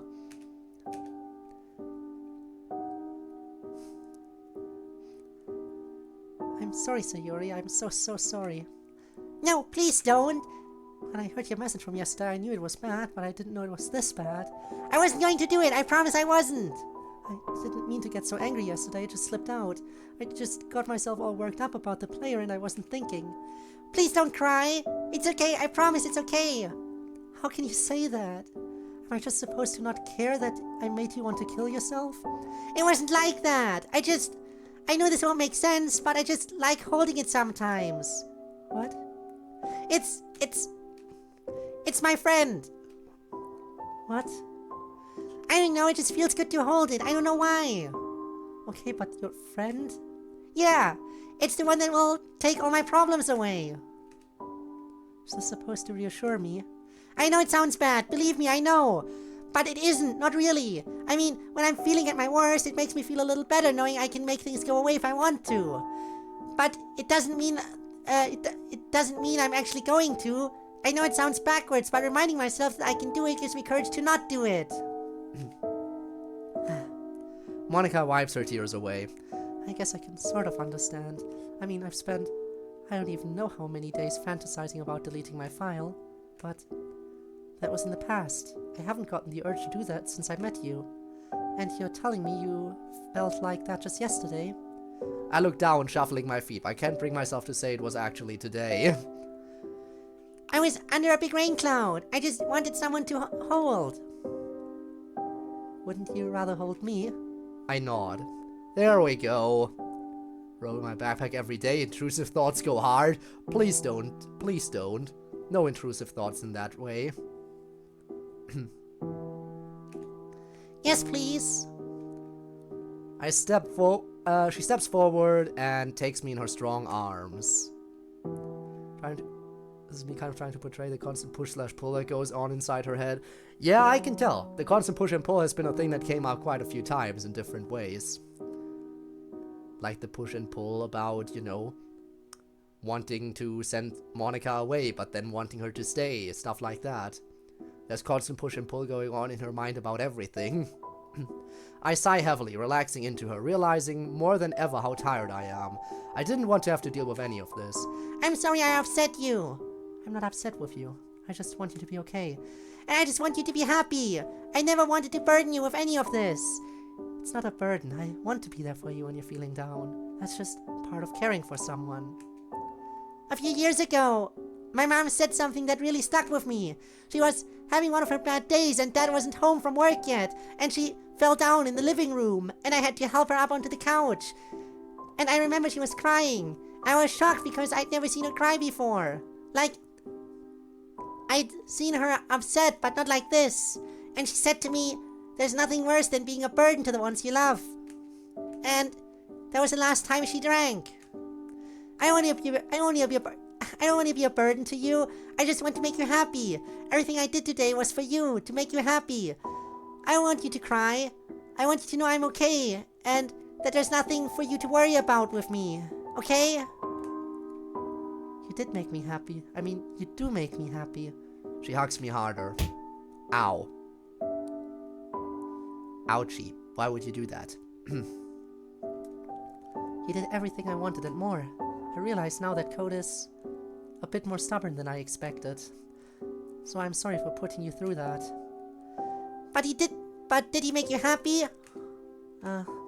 He didn't? Don't get me wrong, I'm happy that you got him to join, but it wasn't quite what I expected. What do you mean?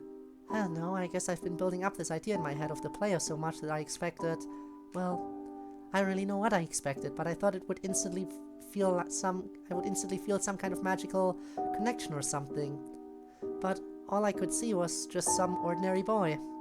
So, he made you unhappy? No, please don't take it that way. Monica rubs my back. I probably just need to give it time. I mean, there are a lot of things about this game that are different than I expected. This is probably just another one of them. Like, I originally thought that it was inevitable that the main character was going to show up and join no matter what I did. But it turned out I needed to do a bit more work to make it happen. Maybe this is one of those things I need to work on a bit. I don't know, I'm still figuring things out. But I want to be clear that I'm very grateful for everything you did. You exceeded my expectations. Aww. Did they close the door, though? I would assume they did. Yeah. It makes sense that Monica would do that. Even if she didn't, at least they're home now, so it's not like anyone could sneak in too well. I don't know. She rubs my back again. Seriously, thank you. I let out a long sigh of contentment. I think I needed to hear that more than I realized. Are you okay? You're swaying a little there. Sorry, I'm just really tired. I think I might just go to bed early. Okay, sure. Do you want to get some dinner first? I'm just gonna go to bed. I'm tired. I'm just really tired. Okay, well, I'm going to get some dinner for myself. I hope it's okay if I have some of those veggie burgers. You paid for them. Of course it's okay. Right. Okay, I'll see you later. She gives me a kiss on the forehead. Have a good sleep. Thank you. I need sleep. Feels like it takes all of my concentration to put my pajamas on, but I know it's the last thing I need to do. Really beautiful, you know. Am I really so tired that I just changed in front of Monica without realizing it? I thought you were getting a burger. Sorry. Okay, I'll go. She heads out the door. My head hits the pillow as soon as I get in bed. A smile comes over my face as I drift off to sleep. I'm beautiful. Monica said so. Later that night. Okay, I was gonna end it here because I thought the day ended. But no, I'm only gonna end the stream once the day ends. We are gonna see the later that night segment as well. Later that night. I awaken in darkness, feeling nothing but pain. Ow! Owie, ow! Sayori? Monica's voice comes from next to me in bed. My legs hurt! What happened? Are you okay? I don't know, I think I pulled a muscle or something. It hurts! It just suddenly started hurting now. It was sore from running, but not like this. Oh, sounds like you might have a Charlie horse. Charlie who? Here, I'll help. I feel her moving next to me, and I flint when she starts touching my leg. Oh yeah, it's all seized up in there. I'll bet that hurts. It does hurt! Charlie's a big jerk! Yeah. Anyway, I'll help you through this. Just keep breathing and try to relax. But it hurts! I know. Here's what we're going to do. I feel her hands taking my foot from my ankle and my calf behind my knee. We're going to very slowly and stretch your leg out. Just keep taking deep, regular breaths and move slowly. You don't want to do it too fast or you'll tear the muscle. I hear her slowly pulling my leg into a I feel her slowly pulling my leg into a straight position. I'm already stumbling over my words again. It's horrible. I really gotta wrap this up soon. After the segment, we'll wrap it up and I'll get something to eat. So about the many uses of the G word. I mean, as far as everyone's concerned, it's just a normal word. Unlike, well, maybe not for everyone, but still. Who's Charlie anyway? To be honest, I'm not sure why it's called a Charlie horse. I guess it's named after somebody. It's just the name of a really bad muscle cramp. It happens when you work out really hard without having a proper warm-up first. It's probably my fault, really. When we did the workout the other day, I didn't teach you about the importance of stretching first. I wish I had. I'm still feeling the effects of it now. Oh, did Charlie get you too? Yeah, he didn't want to complain about it, but my abs are still sore. That's me paying for my hubris, I guess. Anyway, now that your leg is straight, we're just gonna hold it here for a few minutes. She moves her hands so they're both on my foot. One behind my heel, the other underneath, just behind my toes. And if we can, I'd like to give you a bit of an extra stretch through your foot too, as long as it's not too painful. Oh boy. Yeah, that one's gonna be the extra stretch. And then you can go the extra mile and also lift the leg up into the air to stretch the entirety of... Oh my god. Again, I'm not familiar with this terminology in English because this is one of the few terminologies that I actually use in German more than in English. But the ischio...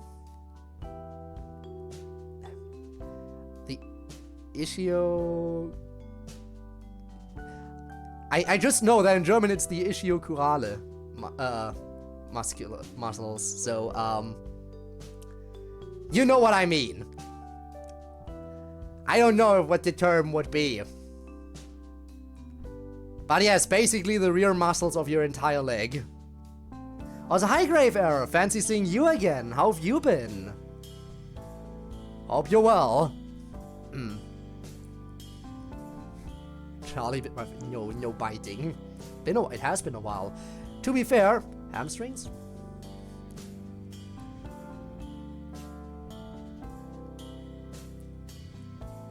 Yes, I guess. Aren't the hamstrings specifically the upper leg though? Attachment points of the muscle. I mean, I know it too, Dormuse, but I don't know the English terminology for it. I just meant the entire chain of muscles. The entire chain of muscles on the rear side of the leg. Because as far as I'm aware, it's the ischiochorale group, would be the German term for it. Which is the entire, back side of the leg from the buttocks down to the, down to your heel. But yeah.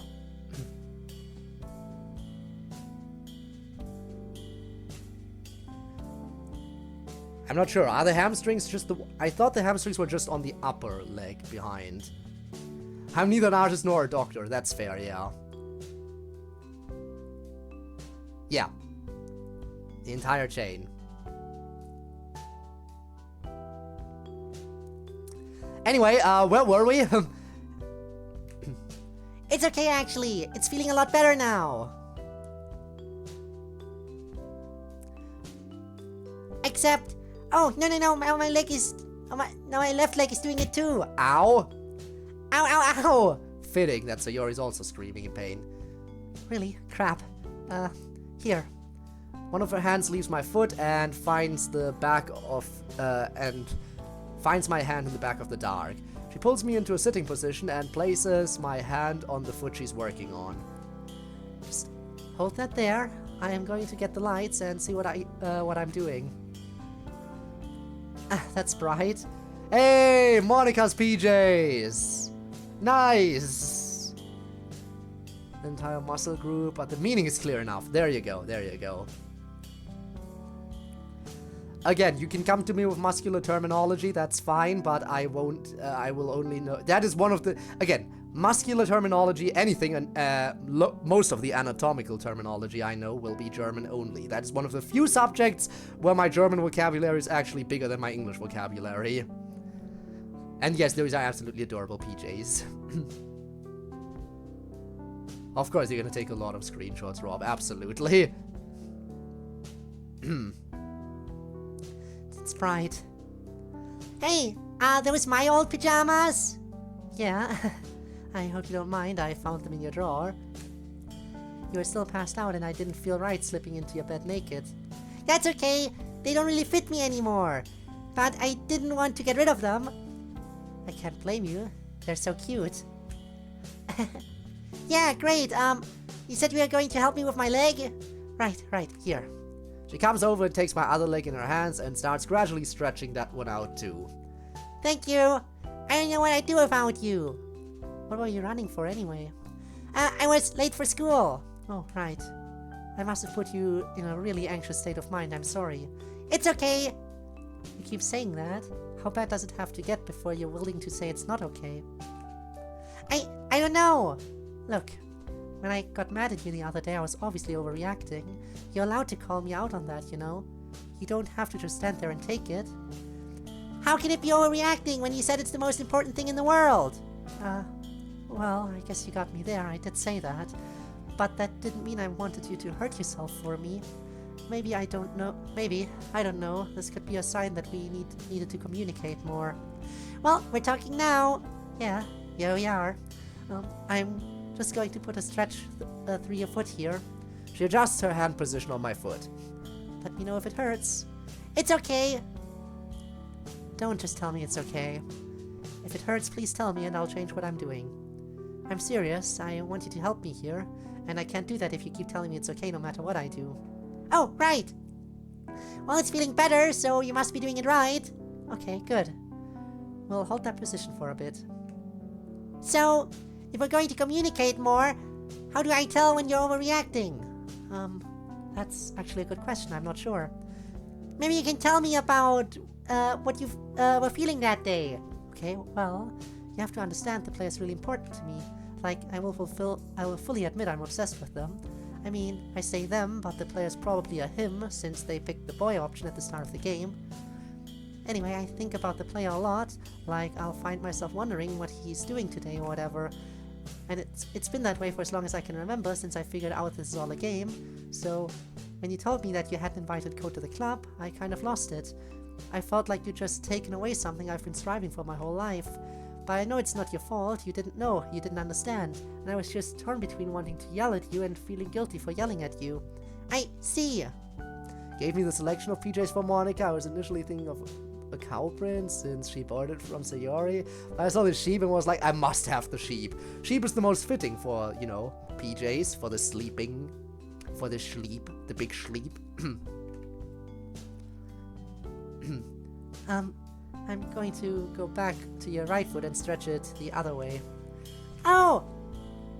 Sorry, did that hurt? No, I mean, oh, that's good. That's a good stretch. Okay, are you sure? I don't mind changing what I'm doing. No, really. I think I could use a stretch there. Tormute make this mod, or is it recommended? Tormute's made it, yes. Tormute is the mod author. I've played a few of Tormute's mods in the past.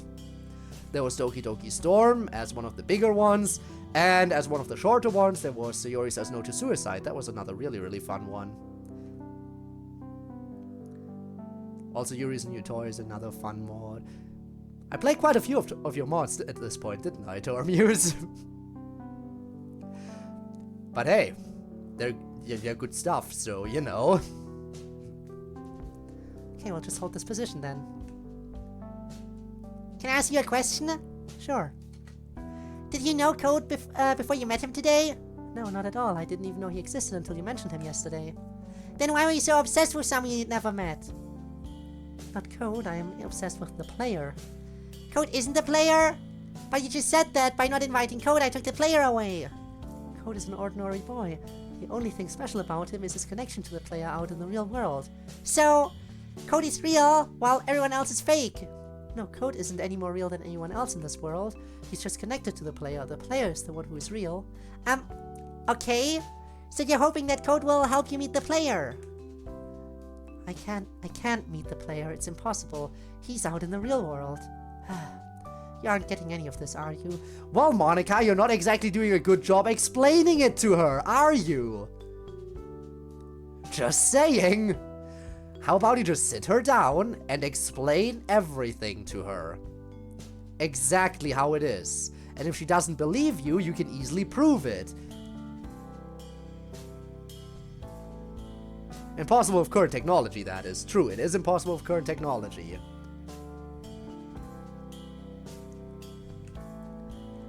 I'm trying, but you aren't making any sense. You want to meet Code because he's important, but you don't care about him because he's ordinary. You want to meet the player because he's the only one that's real, but now you're saying you can't even ever meet him. Just, what? What are you even trying to do? No, you're right. I shouldn't bother trying to explain. You'll never understand. The important thing is that Code is in the club now. I'm sure everything else will sort itself out. I'm going to go back to your left foot to stretch it the other way too. Ah, good. I was worried you weren't going to do that. I'm not going to leave you unbalanced. You'd probably end up walking in circles all day tomorrow. Yeah. Can you tell me just one thing? You told me before that the game is about the main character's romantic life, and you also said that Code is the main character. So, who is Code supposed to be involved with? I mean, I don't think he has a girlfriend or a boyfriend right now. Well, I guess that would be the plot of the game. Him finding a girlfriend. And you sure you're not interested in him? Ah, are you feeling jealous? You're the one I want, Sayori. My interest in Code is something different. I know it doesn't make sense to you, but please just trust me. Okay, I trust you. Good. Well, I think this is all pretty well stretched out now. How does it feel? I flex my knees and ankles a bit. It's still kind of sore, but it's a lot better. Thanks, Monica, you're still my hero. Aw, I'm going to go wash my hands. I'll be right back. What's the deal here? What's the current situation? Sayori x Monica romance from Sayori's point of view. And Monica is still aware that this is a game and she's still obsessed with meeting the player, but she has a romantic interest in Sayori currently. Wait, before you go. Huh? I move into position to do sit-ups. Could you hold my feet again? You're doing that now? Well, I didn't do it earlier, and I don't want to miss a day. Okay, go ahead.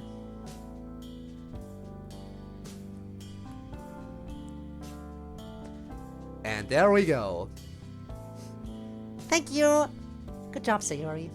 She leans over and gives me a quick kiss on the lips. I'll be right back. As I lie here, listening to the distant sounds of water running, I think about everything we just talked about. I want to trust her that I'm the one she wants, but these nagging doubts in my mind just won't go away. And besides that, I feel like I'm really close to getting Monica to open up about something important, but I don't quite know how to get there. Okay, I'll get the lights again. After Monica feels her way back to the bed, I cuddle up to her and she puts her arms around me. Oh, ow, careful my abs. Oh, right. I put my hand on one of her boobs instead. Genius play there, Sayori. Genius. This is where all of Sayori's IQ went. Into achieving the booba grab. I guess that works. I let her sigh as I relax into her. No other option. That's an approach. Yup. Thanks again, Monica. My legs feel so much better. You must have super healing powers or something. Oh no, it's nothing special. You can do those stretches on your own. In fact, I'd encourage you to do it ahead of any practice to help prevent that pain in the first place. One thing I don't understand. Why am I feeling it now, if it's from running this morning? That was hours ago. Sometimes you don't feel the full effects of the injuries until much later, and for something like this, you might not feel it until a day or even 2 days later. You see, normally when you feel pain, one of your first reactions is to tense up your muscles around it. It's like an instinctive protective thing, you're trying to protect the injury. But this is a problem if the pain is coming from overworking a muscle. It's like a feedback loop. The muscle tension causes the pain, and the pain causes more tension. You just end up tensing up the muscle more and more until the pain is unbearable. Ah, okay, but then Why does stretching help? Stretching causes a reflexive relaxation of the muscles to help break the cycle. It also allows more blood flow into the area to help speed healing. oh, neat. It always amazes me that you seem to know everything. Where did you learn all this stuff? I'm not sure, I kind of just know it. You don't remember where you learned it? I guess it's one of those things written into my backstory. I'm athletic, and therefore I have knowledge of exercise and possible injuries from it. You've used that word before. Backstory. What do you mean by that? Well, all the characters in the game have their own backstory. Something the author wrote about their past to give them motivation for everything they do in the story. And everyone has a backstory, including you? That's right. Does that mean you're not real?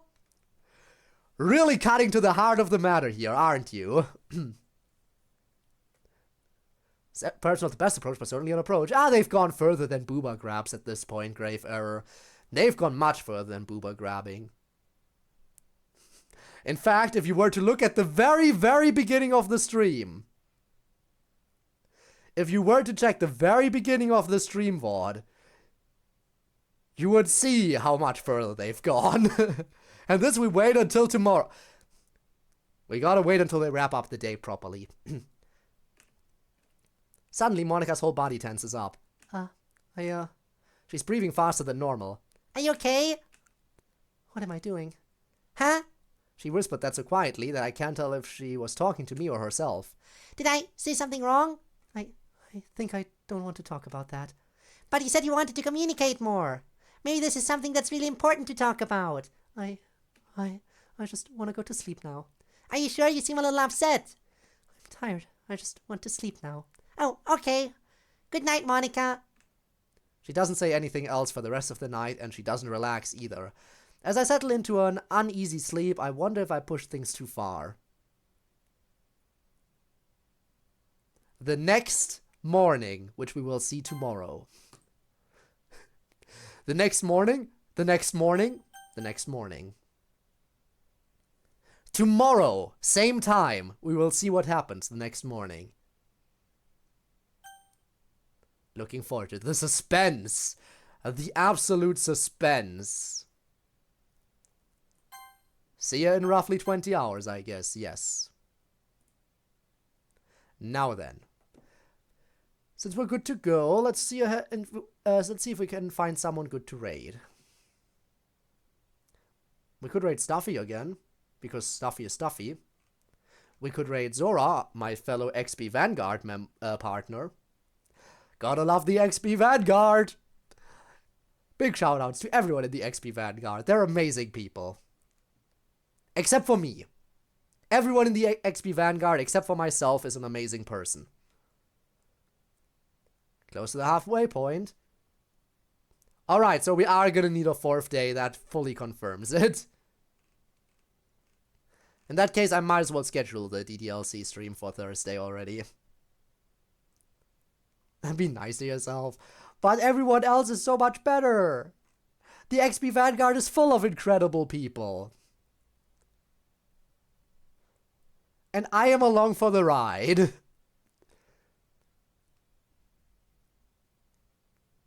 Alright, let's see. Should we raid Stuffy? Should we raid my fellow XP Vanguard partner? Or should we raid a DDLC streamer? There's options here.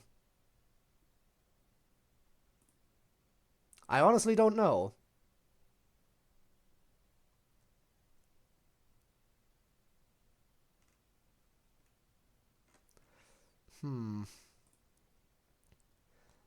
Let me actually see. Let me actually see if anyone interesting is live playing DDLC. We did do a DDLC raid yesterday as well, after all.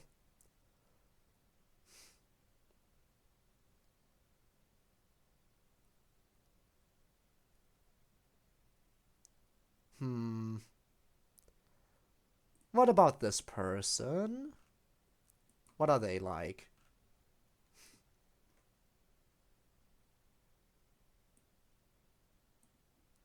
Don't know. Could be an option. What about this person? They're a VTuber. That makes sense. Rating a VTuber as a VTuber. Or Stuffy. I'm taking too long to decide. Everyone's already leaving. I'm sorry. I think we'll just rate Stuffy. I'm taking too long to decide. Everyone's leaving. Don't forget you get channel points by accompanying the raid. You get channel points by sticking around for the raid. So, yeah, be sure to stick around. Alright. Now then, everyone, for those of you who want to see the continuation of this, I'll see you tomorrow. Hope you're excited as I am to see where this mod goes. But it definitely went pretty far today, all things considered, right? We did advance quite far today with the romance and everything. Anyway, thank you so much for watching, and I hope to see you around tomorrow. And yes, as Rob is already implying, obviously, if you're watching this as a VOD on YouTube, then your support has also been greatly appreciated. And you know what? If you do want to catch me live in the future, all you have to do is check the description down below to find a link to my Twitch. I stream there every single Friday and Saturday, and sometimes other days of the week too on a more irregular basis. In any event, that's it from my end. See you around, and yeah. Goodbye, minasan. Goodbye.